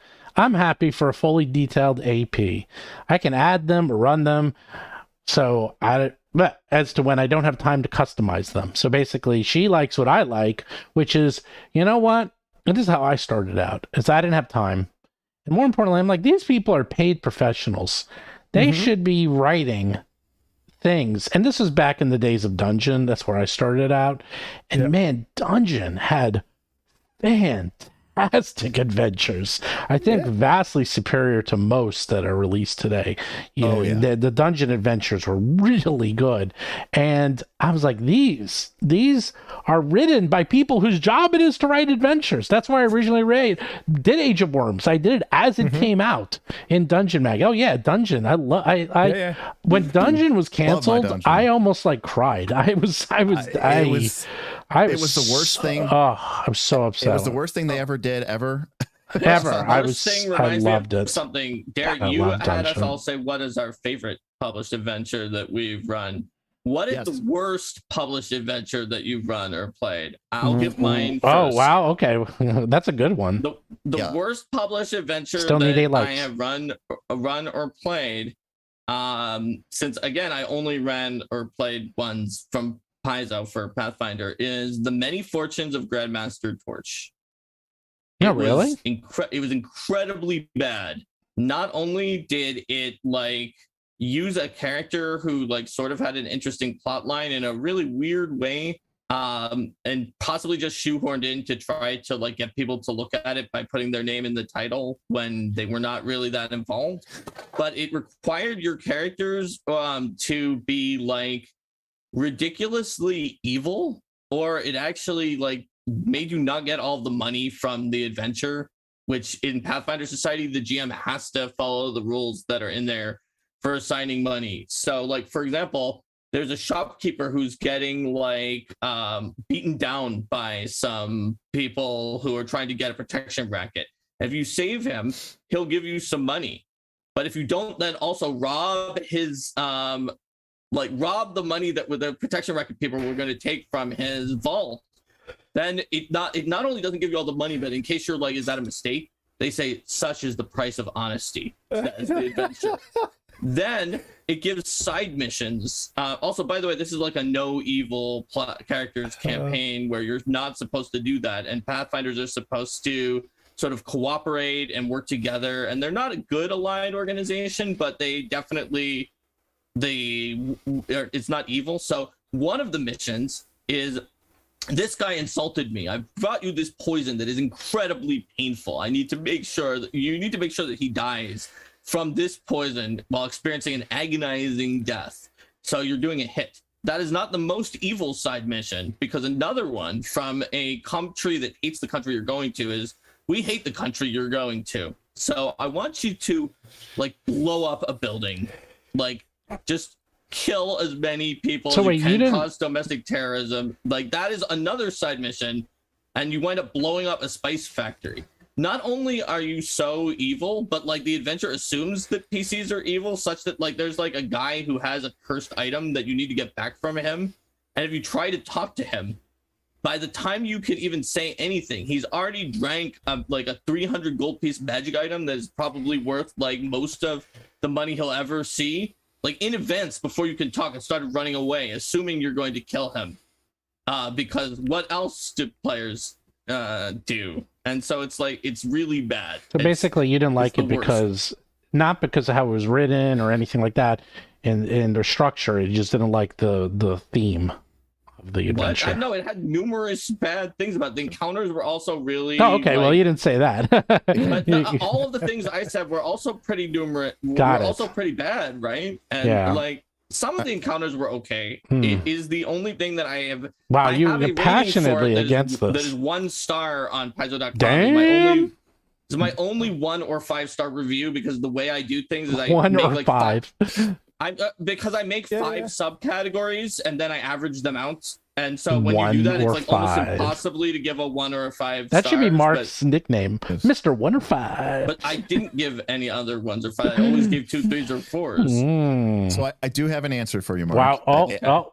What? I had to think about it. So it's actually a trilogy of adventures, but there's one in particular. particular. He hates 3 adventures. That's so Derik of him. So yeah. So sorry to Keith Baker, David Noonan, and Bruce Cordell. Whoa. Yeah, big names. Damn. Big names. So this was the trilogy of adventures which came Eberron, out with when Eberron for 3.5 came out.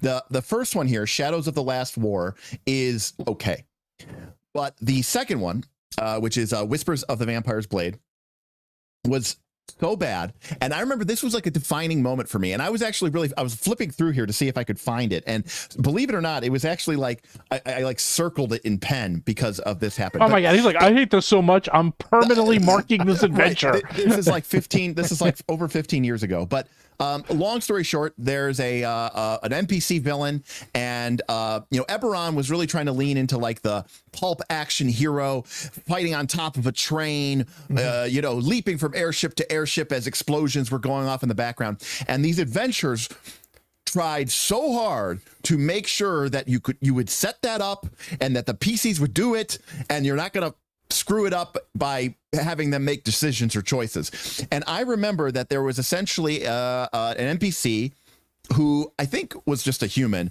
but he had a cursed blade, hence Whispers of the Vampire's Blade, that was like somehow controlling him in some fashion. And you're at this masquerade party, right at the end of the first act. And that's where kind of you realize what's going on. He's the villain. And my PCs engaged with him, and they basically were trying to do everything they could do to either bring him down, sunder the magical blade to destroy it, because they had figured out that it was possessing him. And there is a paragraph here which I will read. It says, aftermath. The goal of this encounter, this sentence, by the way, already highlights for me as the worst thing I've ever read in an adventure, period. The goal of this encounter is for Lucan, that's the NPC villain. The goal of this encounter is for Lucan to escape. Grilsha or other NPCs will sacrifice themselves as necessary to make sure this occurs. Once he gets out of the ballroom, he can use his alternate form, gaseous form, or spider climb ability to disappear into the night. He absolutely cannot be followed. I remember reading this happening, and I remember literally just throwing this adventure away, because I said, yeah, no, you know what? You're right. You do sunder his blade. He is now, he's weakened. Yeah. The curse destroy him, and you do drive a stake through his heart, and he is dead. And screw that, what that adventure says. Don't give me rules and stats and text and this concept of a game mechanic, and then basically tell me in the adventure, ignore all that. It's story time. But why is it in the aftermath? Surely, if the purpose of that encounter is for him to run away, that should be in big letters right at the start before you do anything else. But that's not a D&D adventure. That's a book. That's a book. So that's just a book. Oh no, I 100% agree. Just why put it after the fact? Why even put it in the fight? Right? Like, if it's scripted, why not just have a box text that is like, ha ha ha ha ha, said Lucan, I have fooled you all, and now I will escape. And then you suddenly Lucan dissolves into gaseous mist and drifts out of the windows. And then you say, okay, everyone, roll initiative. And now now we're going to do a fight. And then if they want to start chasing him at that point and not fight any of the other things, we can figure it out. But he's sort of mostly escaped in box text. Why not? If they were going to do that, which I'm not saying is good, Derik, right. It's still not great. Why didn't they do it that way at least? Yeah, we agree that it's not good. It's just from the mechanical side. Like, why put it after you've already tried to have the fight? And to answer Matt S.'s question, he said, so what did you do after he killed the guy? Did you keep running the AP? Well, obviously that adventure was kind of shot. And we kind of muddled our way through, but I said, you know what? Okay, there's this third adventure, which I think is still pretty interesting, which is called The Grasp at the Emerald Claw. And case in point, with a little bit of, I don't know, sure. Was it the cool, epic, involved Hollywood storyline that they expected us to go for? No, it was a little kludgy, but it was our kludgy story, not their kludgy story. It was our kludgy story. And my players were like, yeah, listen, this storyline might be a little rough, but it's our storyline. We know why it's rough because we freaking killed that guy and he wasn't supposed to die. And so we did end up playing the third adventure, and it ultimately ended. There's a tower and a dungeon that you're supposed to climb your way to the top of and then have this big epic encounter at the top. Instead, my PCs hijacked an airship, crashed it into the main villain of the adventure, killing it instantaneously, rode the airship to the top of the tower and crashed it into the tower while plummeting off and feather falling to their safety, and it destroyed the entire tower, killing everything inside of it in one epic blow.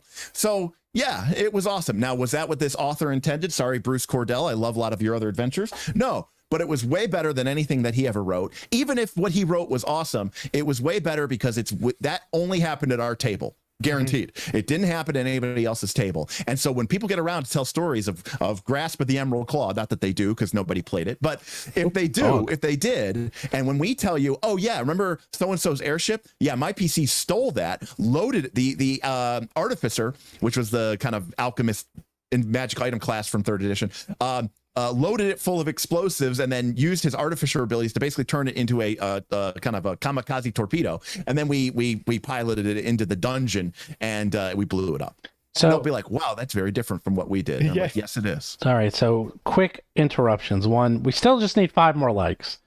And also I wanted to show we have the otter who's next to Derik. So we have one otter here. This guy's getting redone a little. We have our bat who's next to me. Hello, Bat. We have the snake, who is next to Anto. But I have someone else. There's a dolphin next to Mark. And no one has shown the dolphin yet. This is brand new. He's so cute. It looks very close. Look at that. Yeah, it really has the pattern. It has the pattern down. It's soft. Look at that. Look at the tail. It's like it fades and everything. What element is the dolphin again? Is it the water? Water. Yeah. We're redoing the mouth a little. Yeah, we're making the mouth a little bit, and we're going to put a blowhole up there. BOTEAU, Boto. Yeah, but dolphin. This is the dolphin, and this will be available in the Kickstarter, the plushie. Hello. And breaking news, this has nothing to do with anything, but my brother was nominated for an Emmy for Angeline because he's a costume designer. He did Ghostbusters. If you've seen Ghostbusters, that was him. If you see the word Danny Glicker, that's my brother. And he was nominated for Oscar for Milk. He didn't win, but he's in the Academy. He's won many, many awards, and this is his first Emmy. So nice, awesome. That's pretty cool. To him. Congrats. Yeah. And now my least favorite. I don't have an adventure, but I have a series because I was running Pathfinder Society at the time that Mythic Adventures came out. And Derik, did you like Mythic Adventures? I loved Mythic Oh my Adventures. God, you're the guy. You're the only one. Because I own 2 copies of Mythic oh my Adventures. God, these adventures. I'll tell you why. I liked it in theory, but whenever I ran these Mythic Adventures, they would always give the monsters mythic abilities. Oh yeah. And the players, and maybe because of society and they didn't want their players to die, it was always a bad experience. Like, it always was like, I remember I had like a giant bee or wasp and it could attack twice per round. That was its mythic ability. And it had like 2 full rounds of actions. And people were like, mythic, agile, simple template. Yeah. And people were like, what? Like, people are like angry, man. I mean, it was just bad experience running these because it's like, yeah, we like Mythic. We want those abilities. I don't want the monsters to have those abilities. And I was just having a bad time I love running. giving the monsters Mythic abilities. I liked it. It wasn't me. It was, you're asking me what was. Yeah, sure. It's a different take on it. It's not that I didn't like the adventures, but I remember running them and having a bad time because the players hated it. Yeah, no one enjoyed it. People were angry at me. I'm like, why are you angry at me? Because the monsters get to do cool stuff. Like, how you know? And it was like, and people were getting hurt because they couldn't plan, and it was just a mess. It was just I running those were not fun. The final villain of a very long dungeon-based campaign was a ancient red dragon CR25 with Mythic rank 10, so CR 35 against a party of level 20 PCs who had Mythic rank 7, and it was awesome, including the best and most ultimate casting, not of Wish, but of Mythic Wish that has ever been done, which you can cast even if you're stunned or helpless or paralyzed or otherwise couldn't take actions, and it was awesome. So I love Mythic. Yes, Mythic. It's funny. It's like Mythic. That was this thing back then with Paizo. They would release a book, and you would see that in every book and every Pathfinder Society across everywhere, and then it disappeared, and then you never see it again. Mythic was something that my group and I we loved the concept, but we were all working on fixing some of the problems with certain abilities that are in Mythic, and so we never got around to finishing that. If I hadn't been hired, we probably would have, and I would have run Wrath of the Righteous with those fixes. But it still works for monsters because you just don't pick the things that are broken. Oh yeah. Or you don't have to. You don't have to do them. That's why we did it for monsters. Is we just had the PCs not be Mythic, and we had the monsters be Mythic, and it was fine because the PCs were super ridiculous. 2 more likes, and I'm going to make Derik voice Power Attack, Mythic every one of my plushies for the PCs that are just broken. Mythic Power Attack is awesome. Mythic it's completely busted. But see, here's the difference, completely Mark. busted. Even in Mythic. Trust even me, because in Mythic, I'm busted. I had a monster with it in a Pathfinder Society scenario. I know the one Steven is talking about. Oh, really? I killed, or maybe you're talking about the ones that aren't the special, but I ran that was the special. That was the special with the waves of enemies. Like 3 or 4 of them, and including someone's familiar, and they were very upset. Yes. I was like, I'm sorry, this is just what Mythic Power Attack does. Exactly. You just need better players, Mark. That's awesome. But you don't get to choose your players. This was a Gen Con, I don't know who these people most are. Most of my players were fine with it because they were pretty hard. No, this was me. Yeah, it was a Mythic Nalfeshini. And Mythic Power Attack just gives way too much damage. Oh, yeah. I used at one point, I think like at level 18 or 19, I used a Mythic Marilith with Mythic Power Attack. Very nice. One more like. If you have Mythic Power Attack and Mythic Vital Strike, you can easily do like 2,000 or 3,000 damage. And Mythic things hit points are not close to that match. They have like maybe 600. Right. Well, to be fair, the CR35 dragon at the end of the campaign did have 5,000 hit points. So, we. Well, here's the thing. Imagine you. How did it get 5,000 hit points using the regular mythic build, or did you fudge? I think it had an extra ability. I gave it called plus 3,000 hit points or something.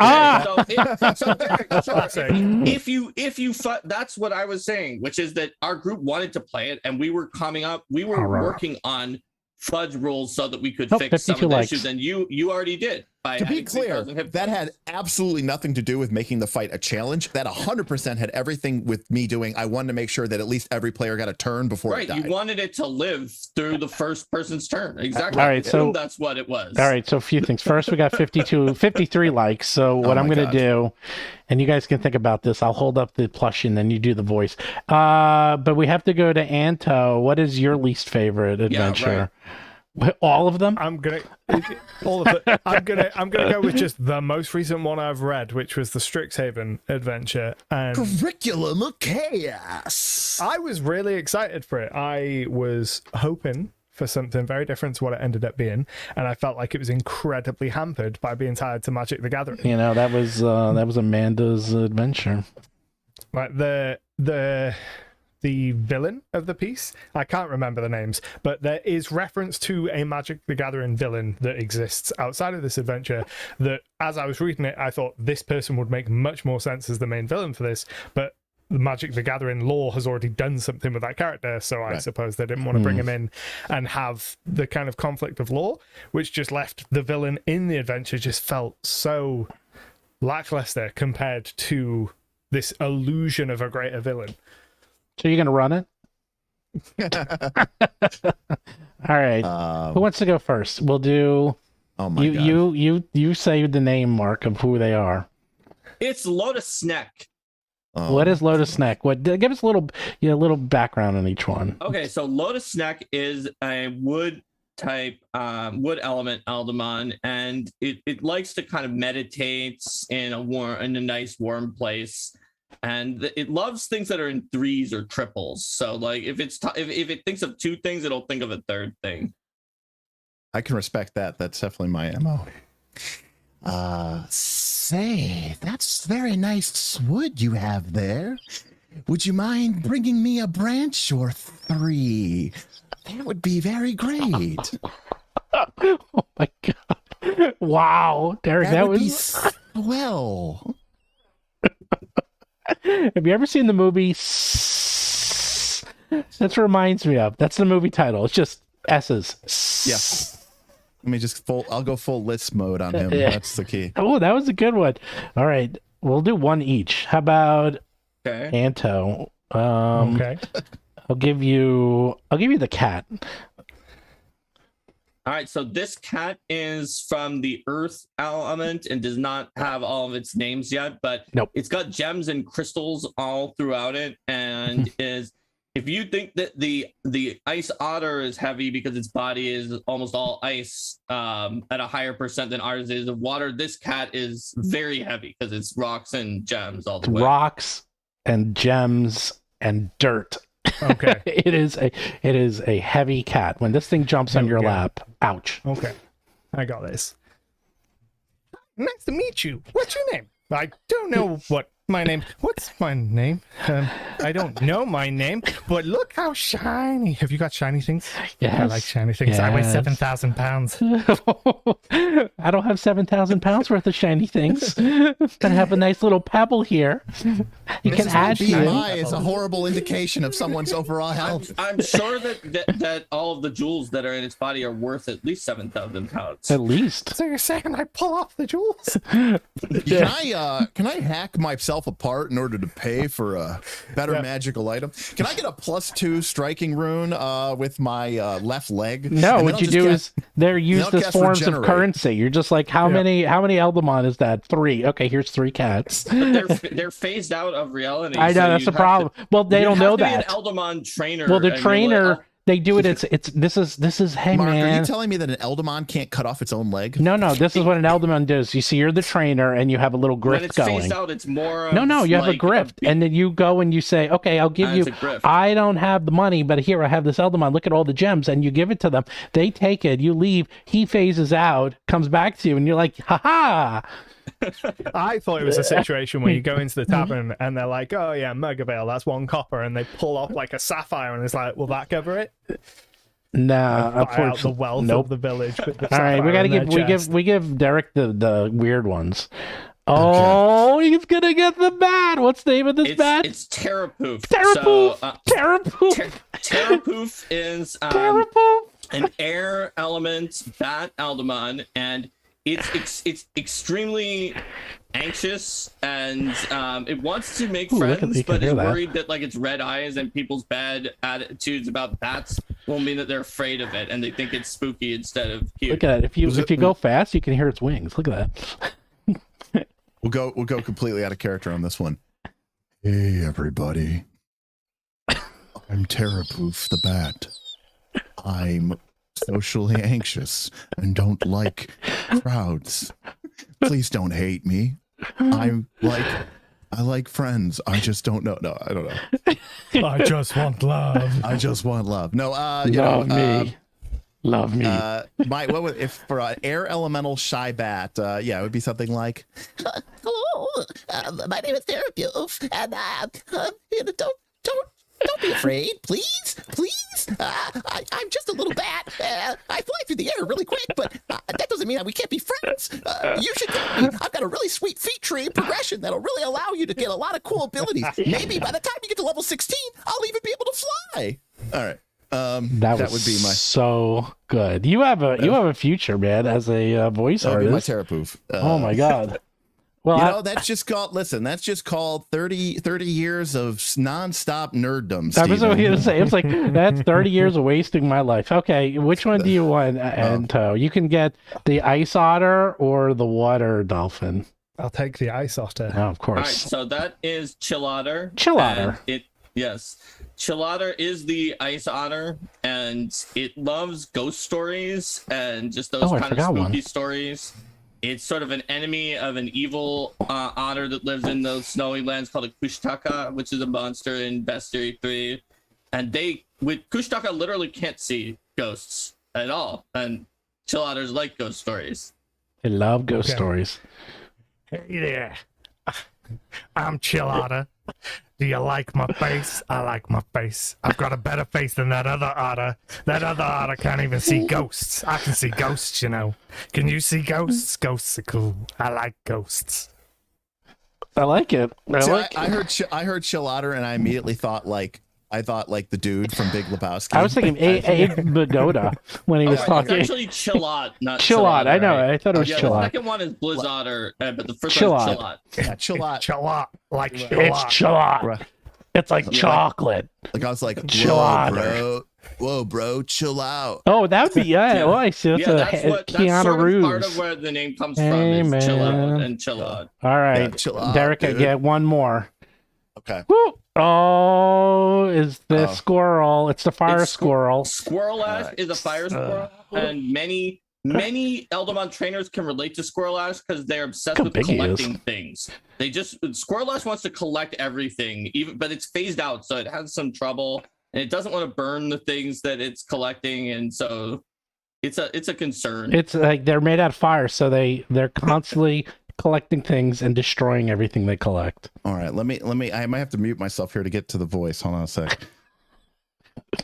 Look at this. He's really. Hi, how's it going? I'm Squirrel Ash. How are you today? Gosh, I'm just a little squirrel on fire. I like to collect things a lot. Whoa, this is very exciting. Perfect squirrel. It was me trying to take. Whenever I start singing, whenever I sing songs, you sound like someone from like the 70s, like one of those like Saturday morning cartoons, like the Marty Krofft I used to watch. Well, you know what it is? I have a habit when I'm singing a song of going into, like, I'll just start making fun of a song, and it'll always end up turning my voice into a goofy. Like anytime I listen to a Green Day song, it just turns into it. I just naturally start singing it like goofy. Like I'll be like, "On holiday, oh, gosh, Mickey." Like it just immediately just becomes goofy every single time. Steven, we've been tormenting the guests. Why don't we force us to do one? Yes. I'll do the dolphin and you have to do the dog. Oh man, okay. Okay. Here we go. So this is Boto, which is the water dolphin Eldamon. So let's see. Boto, the dolphin Eldamon. That's great. Nice to meet you. Wow. I think Mark wins. Oh yeah, Mark that was really good. That was the best dolphin voice of all time. I know. That was. I don't even want to go. Now you do the dog, Steven. You got to tell me about the dog. This is a rough. This is a very rough prototype. This is the death dog, and it's got like a scarf that's shaped like butterfly wings because they're like sort of a symbol of reincarnation, and it's like a white dog, which because dogs are sometimes a symbol of death, and white is the color of death in some countries. And so, yeah, this is death dog. Is the death dog? It doesn't have its final name yet.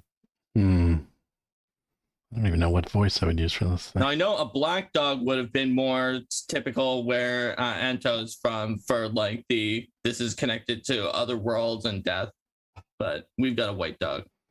All right, come on, Steven. I'm doing it. Hello, everyone. I'm Mere dog friend. Don't be afraid. Yes, some people call me Death Dog. Maybe because I bring death and destruction everywhere I go, but that is a horrible misnomer. I only bring death and destruction to most places I go, not everywhere I go. But don't worry, I'm perfectly safe to pet. Most times. Can you give me a treat? A treat, please. I'm ever so hungry. There you go. That's good. Now, just think if our names were, Matt, Sam, Marisha, and Laura, we would have just made $55,000. No kidding. Yeah.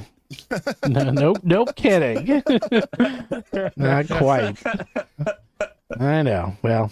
Well, thank you for putting me through that. Remind me again why I do these. You like it. You do your voices for free on your show. I do. It's interesting because sometimes, even as a dungeon master who feels very comfortable speaking in character or applying a sort of a vocal effect, I sometimes wonder if it is not more powerful to, for example, recently, like in Quest for the Frozen Flames, you had the old grandfather, talking to the young members of the tribe. And I could come in there and say, oh, hello, young tusks. It's good to see you. It's important that you understand how these traditions, yada, yada. But sometimes I wonder if it's not more effective to just say, Grandfather Iowa speaks to you at length about the importance of tradition and what each of you has meant to him. And I feel like there's a natural filter inside of people's minds where that gets translated, if they're paying attention, into what is going to be the most emotionally, psychologically impactful for them at that moment, right? Like, I don't know how to communicate with you. You do. And so it's sort of like a translation effect that I sometimes wonder. You got to know your players. It's true. It varies from person to person, depending on their learning styles and sort of like just the way that they approach material. And so you need to know what the right way to connect, and it may be different for one of your players than it is for another of your players as well. Yeah, it's funny. I never thought that, but I think you're right, Derik, because I'll do that automatically in my. Well, I think it also comes from people. I know you read a lot, Derik. I read a gargantuan amount. I'm sure all of us here do. And when you read books, you automatically do that in your head, right. I think. Mm-hmm. And so I think you're just taking this and just adapting it without even realizing it. Yeah, like one of the, and I've talked about this before, is like not as much anymore. I mean, the series is very old, but like I used to be a very, very big, even as I was like a young adult when it came out, but I was a big Harry Potter fan. And had, loved the books, loved the world, not so much the plot, which was kind of hackneyed, but like the world and the idea of it. And I remember there being a moment, maybe after the first movie came out, and at that point in time, I think book 4 had come out. And I remember getting mad, not I guess at myself, at society, at Warner Brothers, who knows, but I got mad because I said, I don't remember what I thought Harry Potter looked like anymore.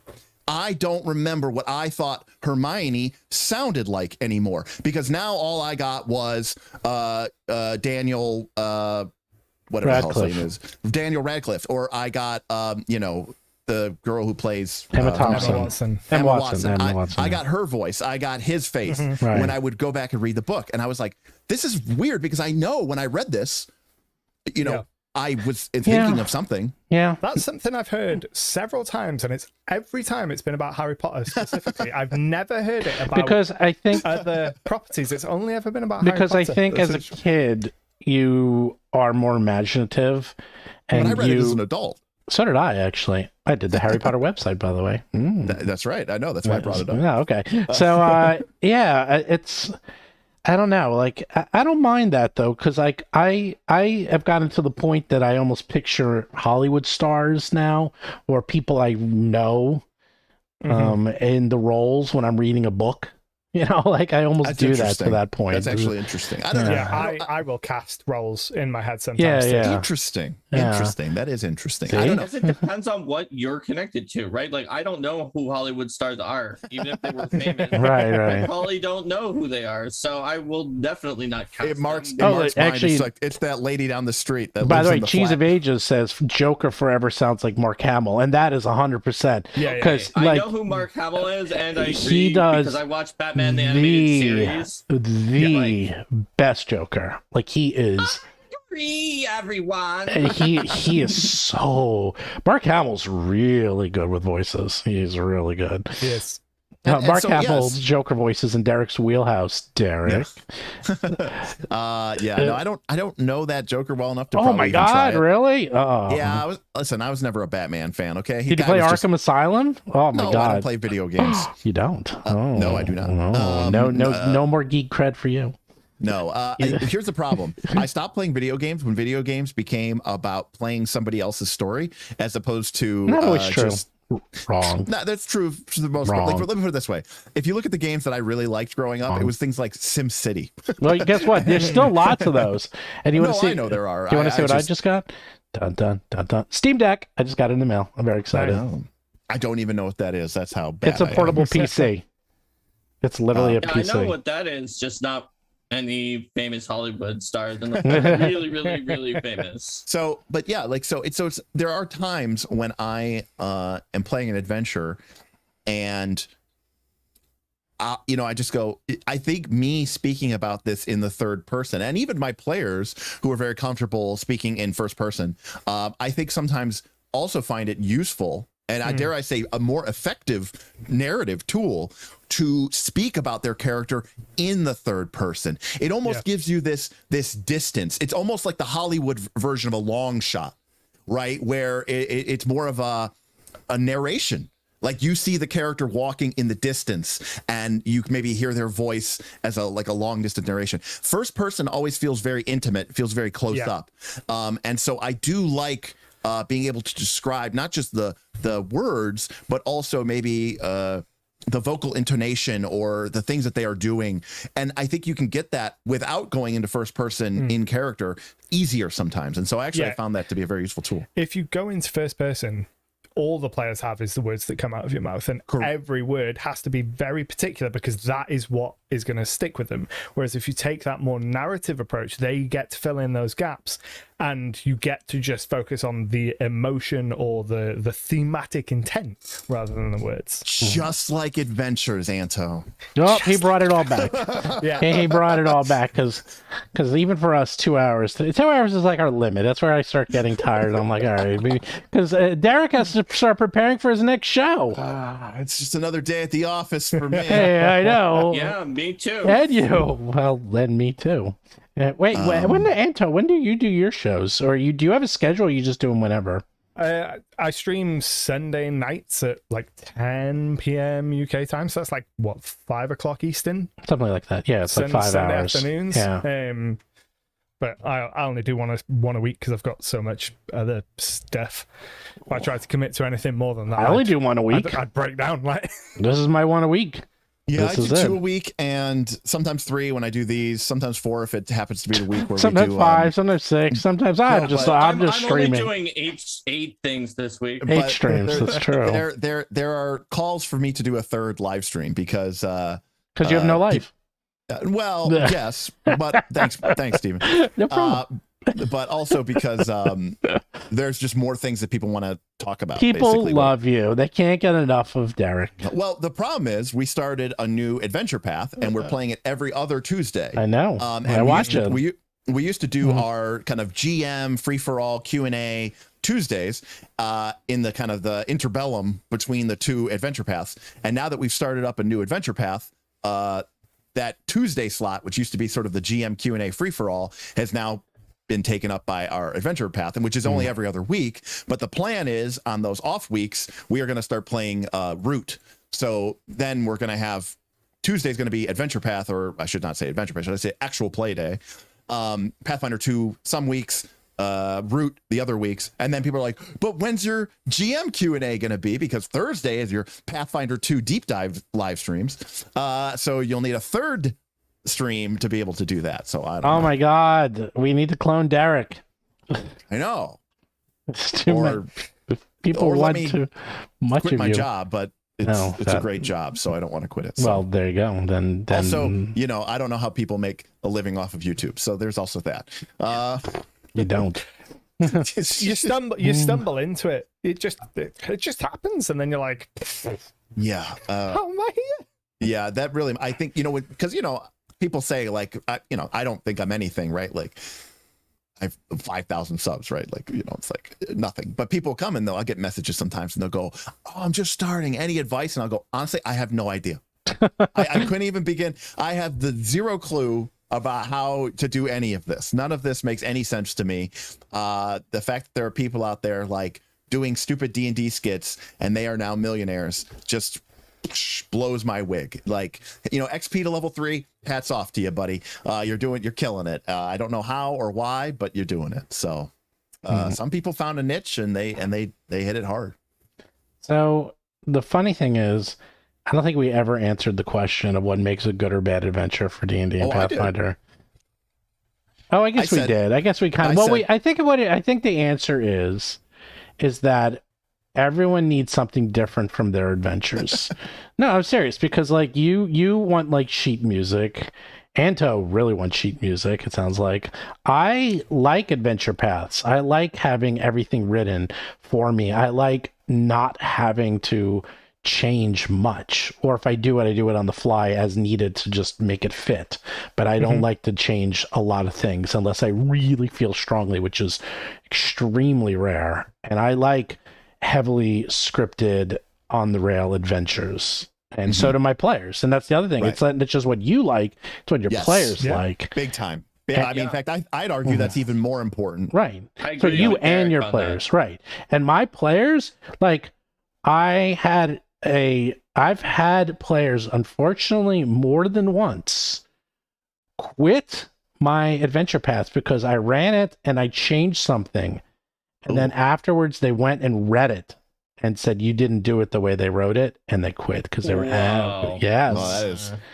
I've had a few times. We had space to occupy. Yeah. To be clear, I changed my adventure path a lot. Almost every encounter that has occurred on Quest for the Frozen Flame has been edited in some capacity. In some cases, I've swapped out monsters. In some cases, I've changed the conditions of the encounter, yada, yada, yada.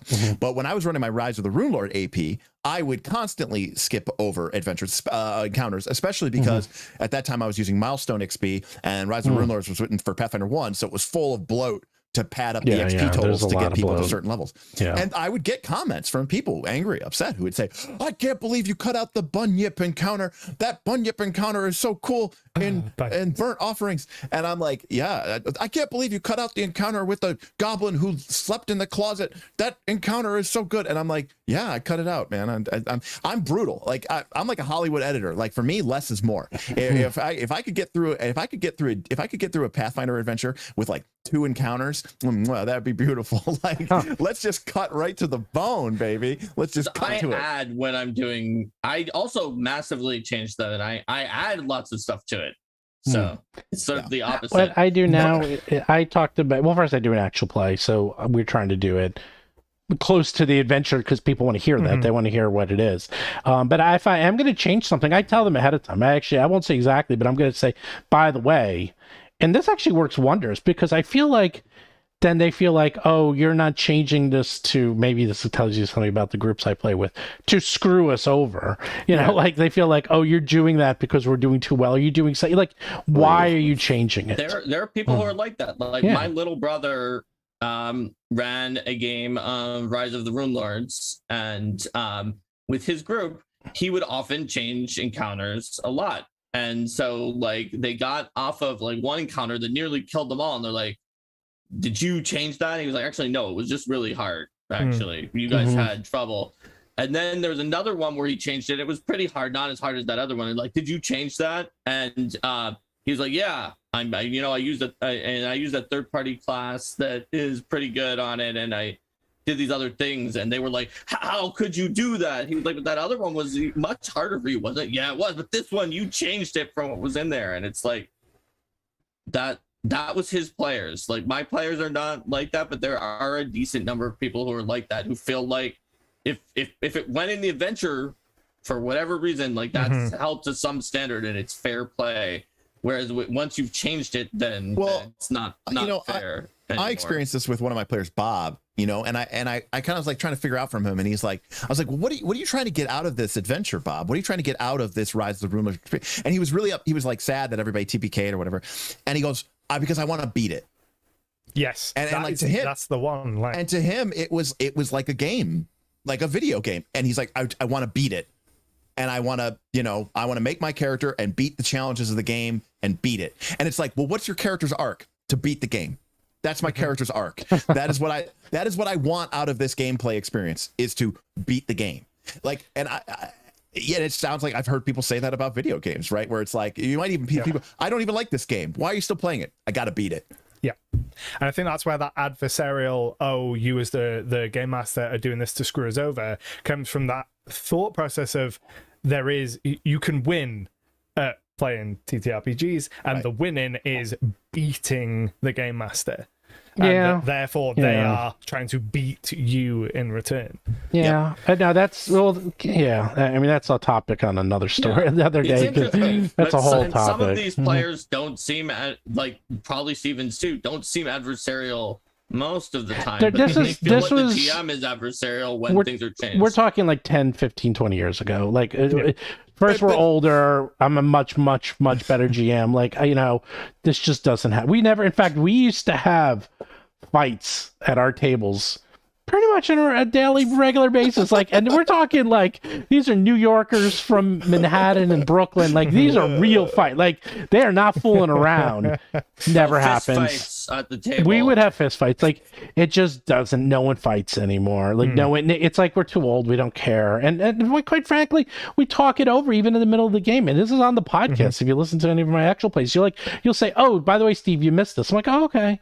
Or I'm like, "Oh, I did this wrong." I'm like, "Okay." It's like, no one's out to get anyone. We're just playing a game and having fun. I think that, and I think but that's I also got a lot of comments in my Rise of the Rulers time, because I would tell the players things that their PCs necessarily wouldn't know. And I was telling the players that because I knew that would give them an additional level of appreciation for the complexity of the situation. I'm also a big fan of doing essentially, cut scenes, montage scenes, cutaways to the villain's lair. And, the PCs don't even understand what a Rune Lord is, but I'll end my game with a cut to Rune Lord Karzug, in the Eye of Avarice, cackling maniacally as the souls of everyone they just killed come swarming through into his rune well. That's not something the PCs could ever know, but it's something that's going to make the game experience better for my players. But there are some people who are upset about that, because they go, "Oh, you're giving the players an additional information. They shouldn't know that thing. It's a game. You're supposed to play it linearly in the way that it's supposed to be played so that you can beat it." And it's like, well, no, it's a form of entertainment. And it's not a game to be beaten. And also, if your players can handle it, like my players can handle it, like I'll give them information, and they're if you're like, a lot of them actually have intelligences of like 8 and 6, and they're stupid, and then in real life they're not stupid. Their characters are pretty damn dumb, and they play them dumb, No, or go back to my cousin, who's the one who introduced me to RPGs back in the 80s. They had a campaign that ran for 10 years, and it's like, well, what's the point of your campaign? Nothing. What's the point of life? We just have characters and they can do things. And we show up to the session and we go, "Hey, I'm high level. I want to raise an island from the seabed and create a utopia community." Okay, let's do that. All right, sounds good. Sounds like an MMO, basically. Turned into an RPG. But it's like, well, what's the point of your game? When do you beat it? We don't beat it. Our game doesn't end. It just goes forever and ever and ever and ever. And if the game runs out of levels, we'll multi-class or dual class in first edition terms. But it's like, that concept is very different. Nowadays we think of games as being something you play it, you beat it, over, you start again.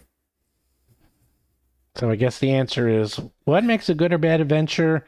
You will know You know what the makes answer is the answer is a good map, interesting encounters, player agency, solid mechanics, a good editing, good layout, and a fun and satisfying conclusion. Okay, Derik knows. Derik's like, oh, I know. That's the answer. I know. He's like, I know exactly what makes a good. Well, yes, you definitely want all of that.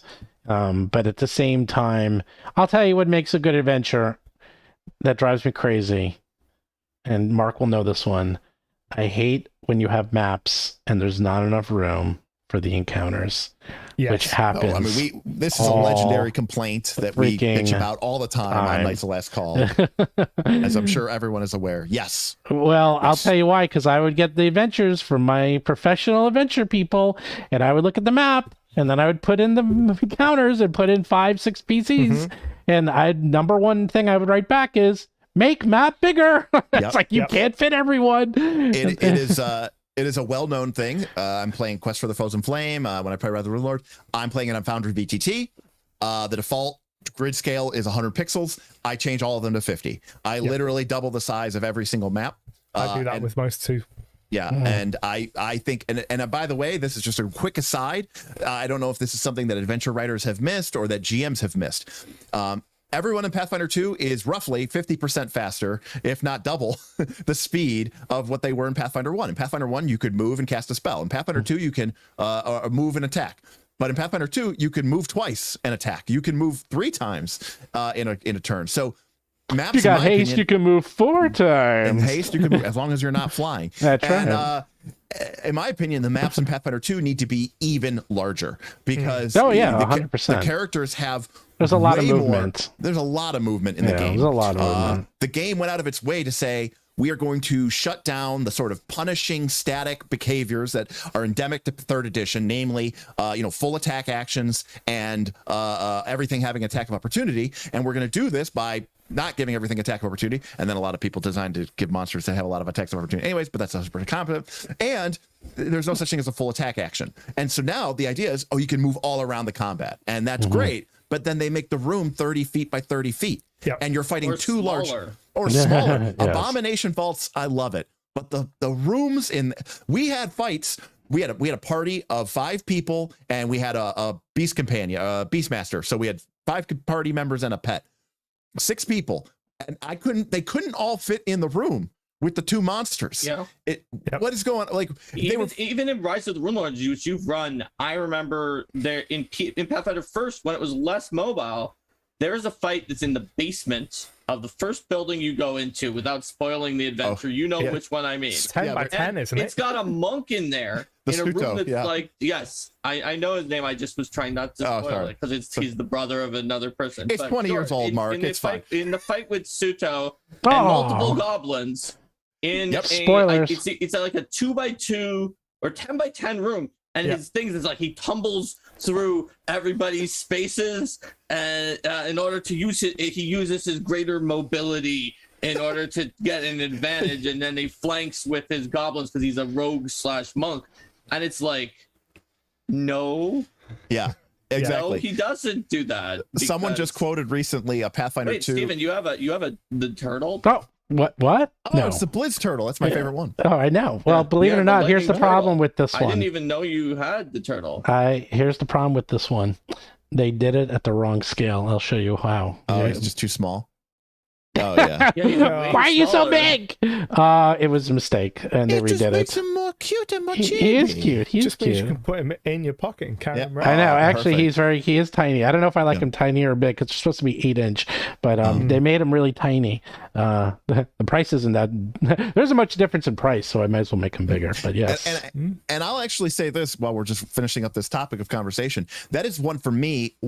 I don't like VTTs, but one of the great strengths of a VTT is realistically, I understand that there is a logistical problem with printing huge maps in a book. Yeah, that's the main reason they do it. And there's a logistical problem with getting those big, huge maps onto your Chessex dry erase mat. Yeah. On VTTs, you don't have that problem. Well, they're getting away from that. Most maps, especially modern adventures, are just getting bigger because they know that. They know it's going to be VTTs. Like we had... Even gets giant maps. We had a fight at the end of Rise of Rune Lords. They were fighting a Frostworm. They were fighting a Frostworm, and Gwildor, the wizard, was able to dimension door 120 feet away. And very much still be on the map. And I had Agents of Edgewatch. They fight in an arena. It was 500 feet wide and 1,000 feet long, and they fought that arena, and it took them like 6 rounds just to get to each other. And that's when you start going. And that's when you start. But I'm like, okay, the map might actually. I think it's too big. I think we actually made it too big. That was the first time I was like, okay, I went too big. And that's when you start going, what were the designers thinking with the Sacred Cow not killing Fireball's range as a level 3 spell at 500 feet? Well, so that is the number one. And I'll tell you the worst one of all is Agents of Edgewatch. A bit of a spoiler, and this one's more new, but I'll just say there's a room that is like 10 by 10, and it has 2 large creatures in it and like 2 small creatures, and that's the bad guys. And I'm like, and the actual map, and I got it on the VTT, and I'm like, they're just overflowing. I'm like, they couldn't even fit it in the. I'm like, what am I supposed to do?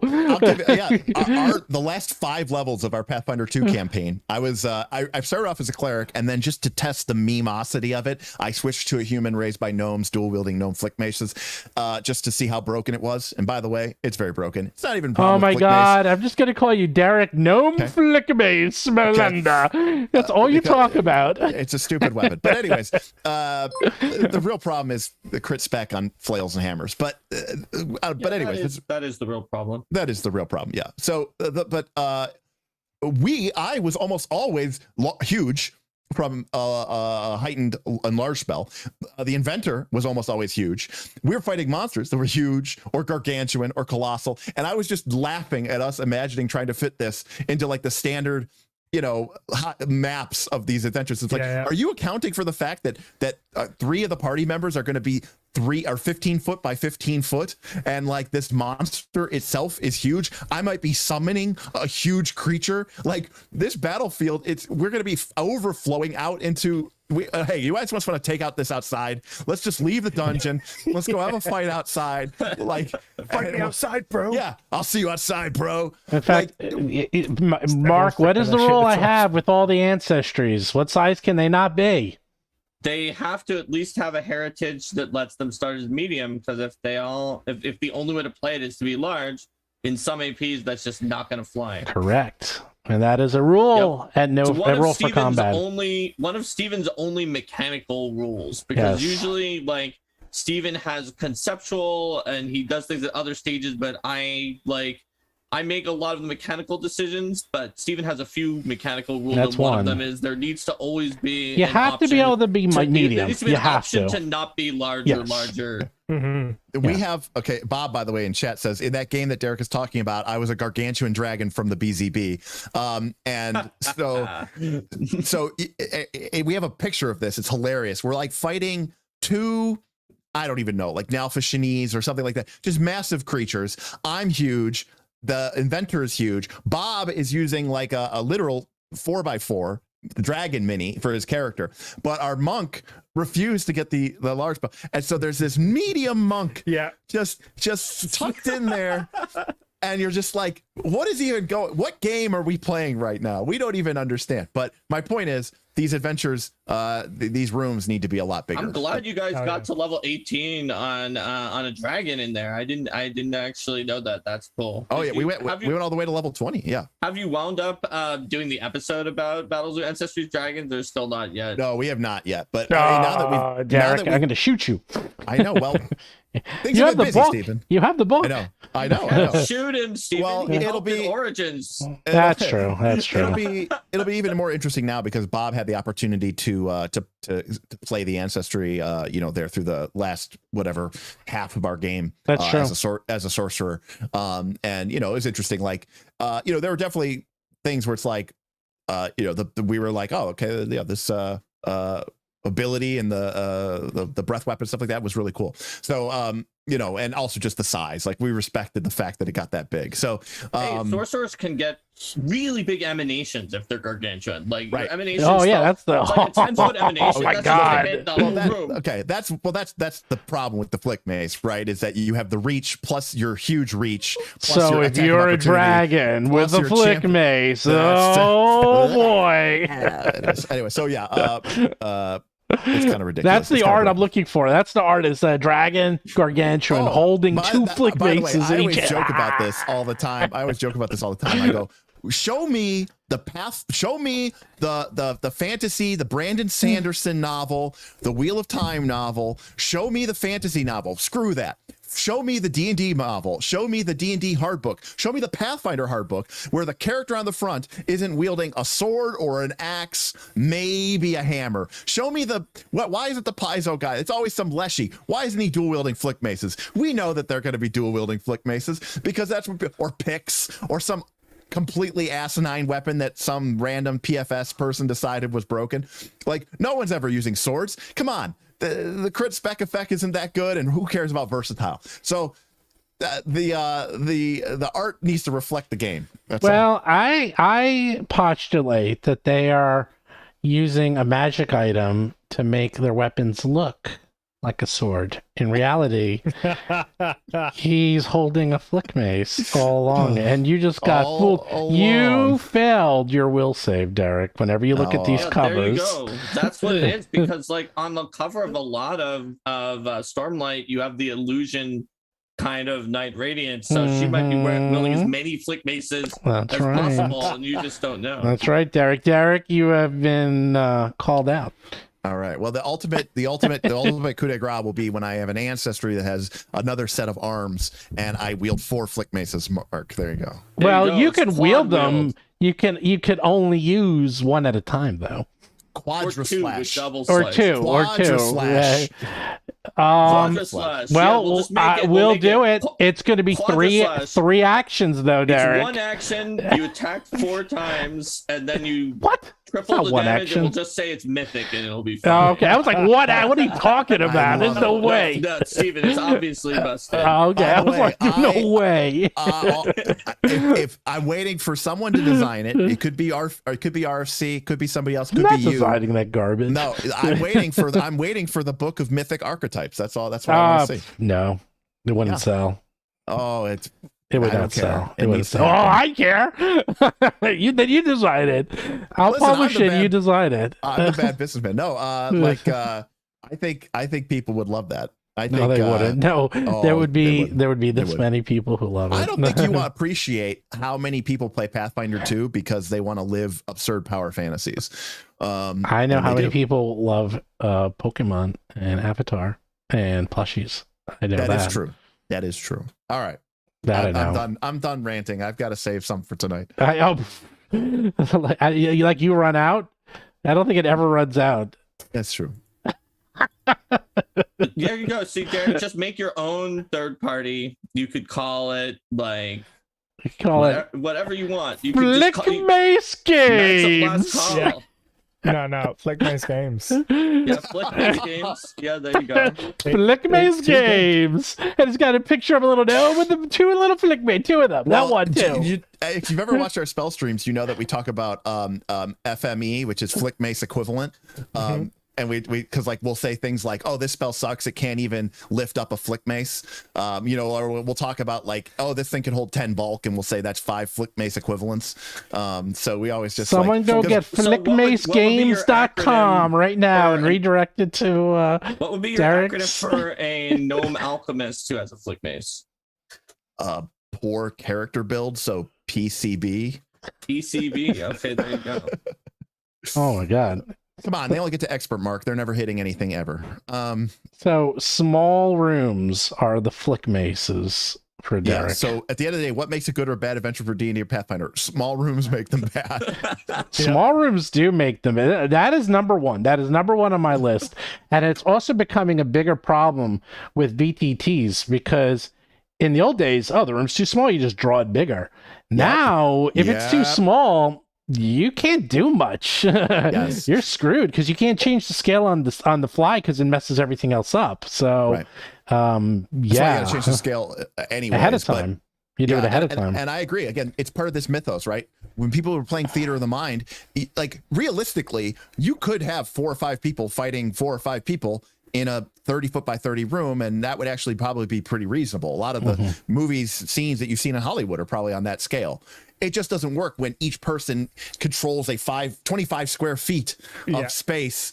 You know, we even talked before about how like it would work better if people were 1 meter by 1 meter. Like that would make a lot more sense in terms of scale and size. Oh, well, I'm sure Anto has a I've seen that people like, why do we use feet? Why do we use feet?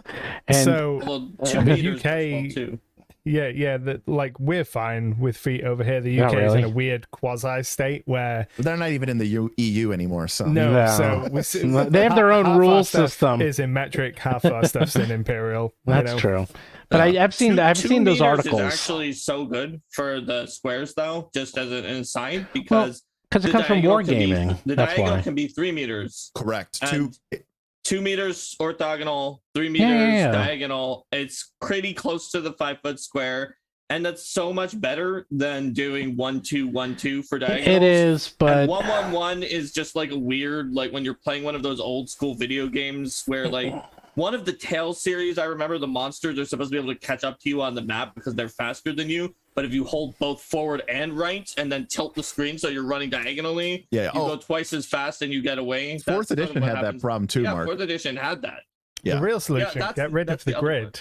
And Yeah. just Yeah, you can inches. do Let's that go too. back to war games. Actually, Like, no. Get rid of the orthogonal grid and You know replace it what? with a hex grid. let's just there you get go. rid of everything. let's get rid of everything. let's just pretend and just make up stories. Let's go Yeah, we just back flip to a the coin, I Stone win. Age and just sit around the that is fire. why tonight on Night's the Last Call, we are going to be talking about Powered by the Apocalypse games. And if you if you don't ever want to use a grid ever again, Ever. that's the game system for you. Ever again. It's one of many good game systems that doesn't use a grid. Correct. But you know, at the end of the day, part of the things that draws me to D20, I will fully admit, is I also like Warhammer and War Machine, and you know, I like Mordheim and XCOM type games, and I like there being a grid, and I like having to, you know, things to Jenga and move around, Yeah. and you know, that is unfortunate. But yes, you can make your maps bigger, use a hex grid, that solves the problem. And but I do agree with you, Stephen, that the VTT problem, because now those maps are baked in, and you can't just make them bigger. And there you go. Anto, what's your biggest gripe that makes things bad? And then we'll wrap up. lack of consistency. Like whatever your adventure is being designed for is fine for whatever type of play. Just be consistent with how you do it. If you're making it for a type of play, make it for that type of play and be consistent about it. That's all I ask. Consistency. So Steven and Derek's is small rooms. Anto's consistency. For me, it's just if it makes no sense or like if the story and the things that are happening make no sense or are bad.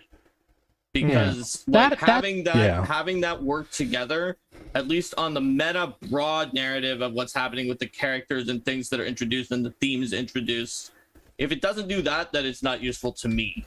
I know it can be useful to other people in other ways, but I don't care about some of the things like Derik said about having a good map.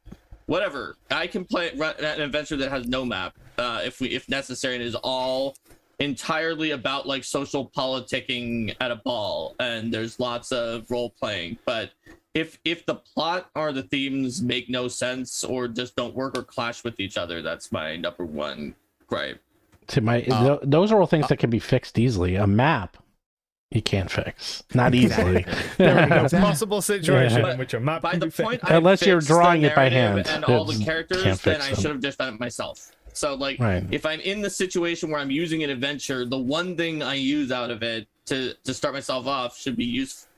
And the map is not something I really care about very much because I've we had can just even go room just to room. just recently, again, Agents of Edgewatch, and this was just an honest mistake, is that there was a stairwell in an area that was like a dead end, and the adventurers all were like, "Yeah!" I'm like, "Whoa, whoa, whoa, whoa, whoa, whoa, whoa! That's a mistake. It's supposed to be a fountain." And they're like, "Oh," like, you know, it's like honest mistake. I get it that someone made a mistake when they made the map, but it's like, you know, the maps are real important. You can't, you know. Yeah, if you're using a map, the map is real important. Yeah, it's got to be accurate, man. You can't. I run Theater of the Mind whenever Well, I can. Mark's like, I come with 40 words on a postcard. Listen, I respect Theater of the that. I do. Mind.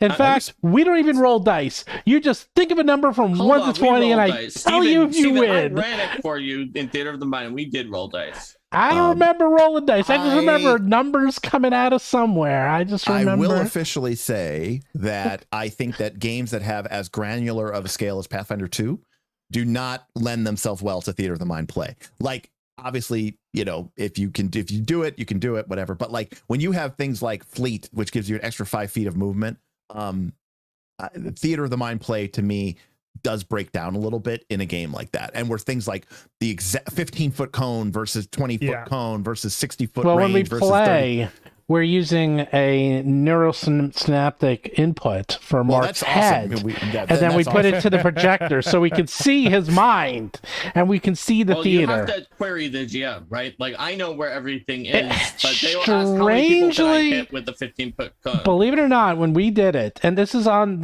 we have a video of this, when we did the Theater of the Mind, and we had a big battle at the end, I was able, give Mark kudos, to figure out in my head where things were just from his descriptions, and it worked.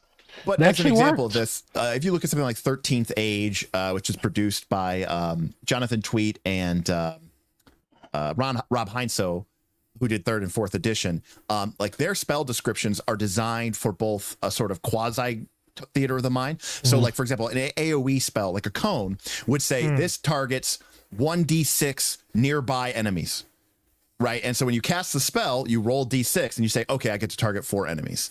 Or I'm going to, you know, a fireball might say this targets 2d6 enemies that are far away, right? Like it uses this sort of nomenclature instead of trying to sit there and go, well, based on the geometry of the right angles of the cone and this imaginary map that we have, because to be clear, even doing that on the table, on the battlefield, I think is still annoying. I silently die inside every time somebody exquisitely places a fireball so that it arcs right through a line of enemies, hitting only enemies, but leaving allies who are literally on the other side of it completely unscathed. And I'm like, what kind of calculus was your character doing when they lobbed this, that they had that much spatial recognition that they could accomplish that fast? I don't know. I actually see, I don't know, you're not a big sports fan, but as a sports fan and someone who watches baseball, I'm amazed when you see people do these plays, catch a ball, like no-see look, throw it to first base perfectly 100 feet away,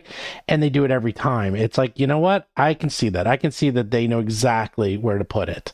They know exactly how to do it because that's their job. So bring it back to war games. Bring back the scatter dice and make the degree of scatter based on the intelligence modifier of the person casting the spell. You can do that though. That's easy to. That's very easy to add to a game. Did something similar. I've done something similar. I've literally I've done similar things too. I've literally used a Warhammer scatter die before and done it for targeting AoEs and be like, okay, like this, you're danger close. Like this is you're in for it.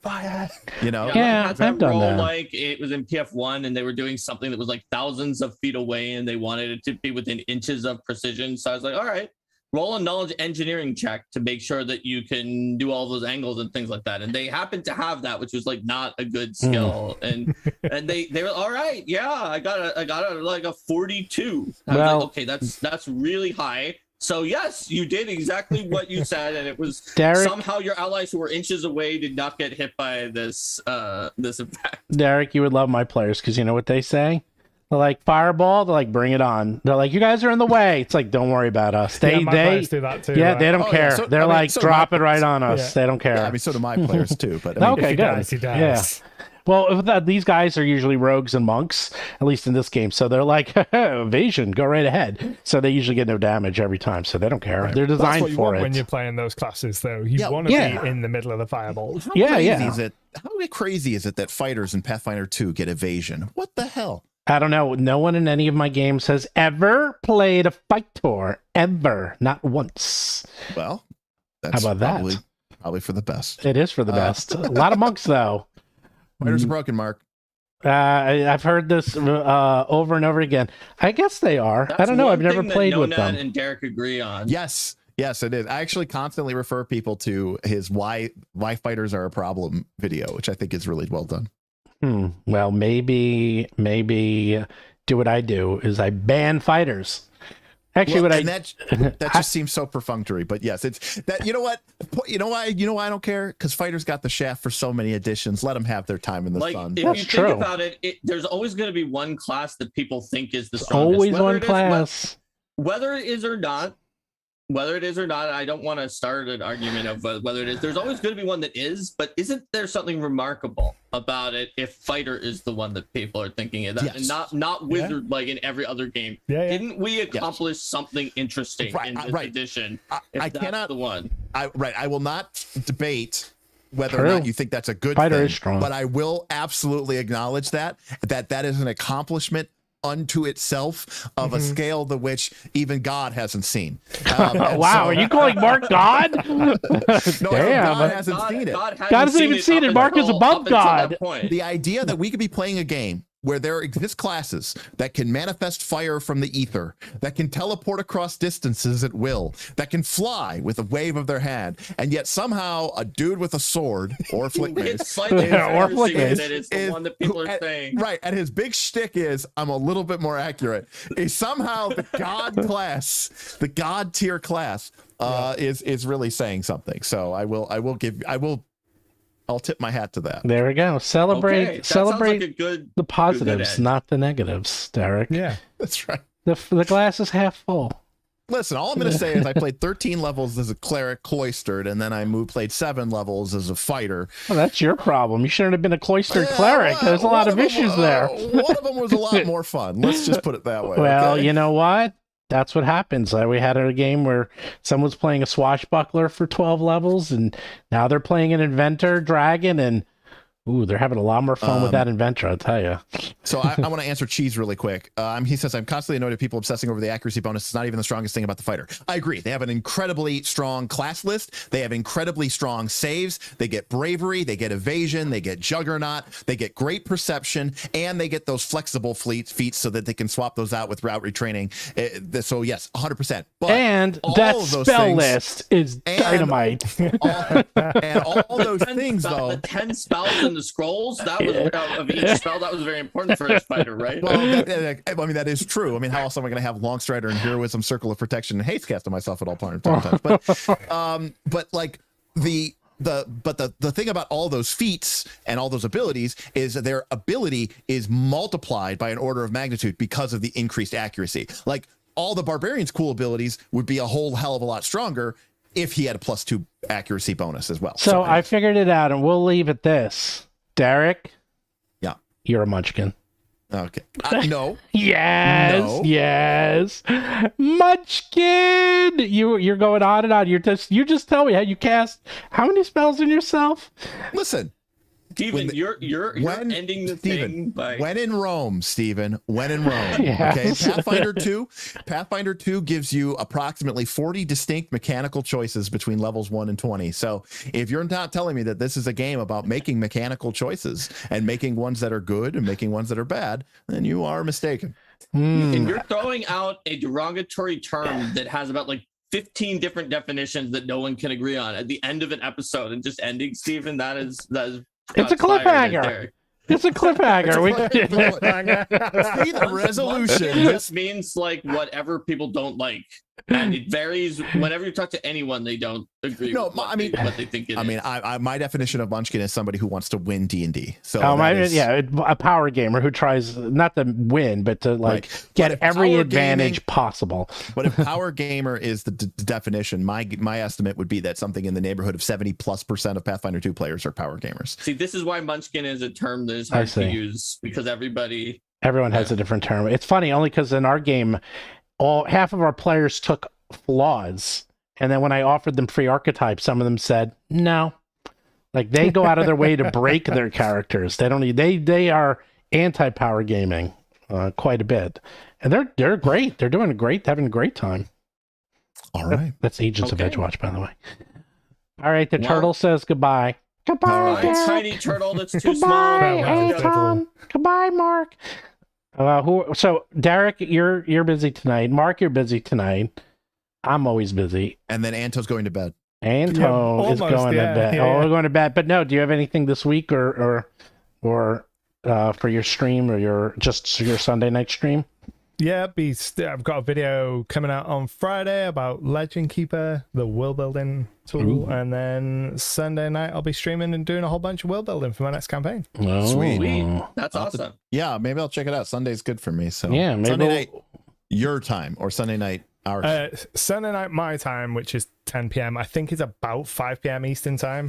Okay, so it's like the you're still evening on the 5 Eastern and the afternoon behind. for me. Yeah, Yes. that's Sunday. It's free Yeah, play. it's Sunday is one of the only days that I don't have a stream this week, if you count this Sunday as being this week. That and Friday. Awesome. So Right. you can catch me everywhere, every time, every place. Just the end across of all this week. space and time. And don't forget, July 26th, just go to kickstarter.rollforcombat.com because you will be able to play many cool ancestries or Eldamon or avatars or monsters. And we're going to have new cool monster part system stuff. That actually we didn't even talk about, but they're going to have new ones that are not runes that are already existing in Pathfinder. Because a lot of them are just runes that were taken and expanded upon, but now we'll have new things that no one's ever seen before, ever. Who knows? Maybe Not even God. Apparently? not even God has imagined the things that Mark will think up. Listen, God couldn't even imagine that. So No. that's on that scale. Mark is God. Look, She's of Ages says Mark is everywhere all the time. Omnipresence, God confirmed. There we go. All right, with that, I'm going to go, and God be with you, everyone. Yeah, there we go. And Mark with you. be with you.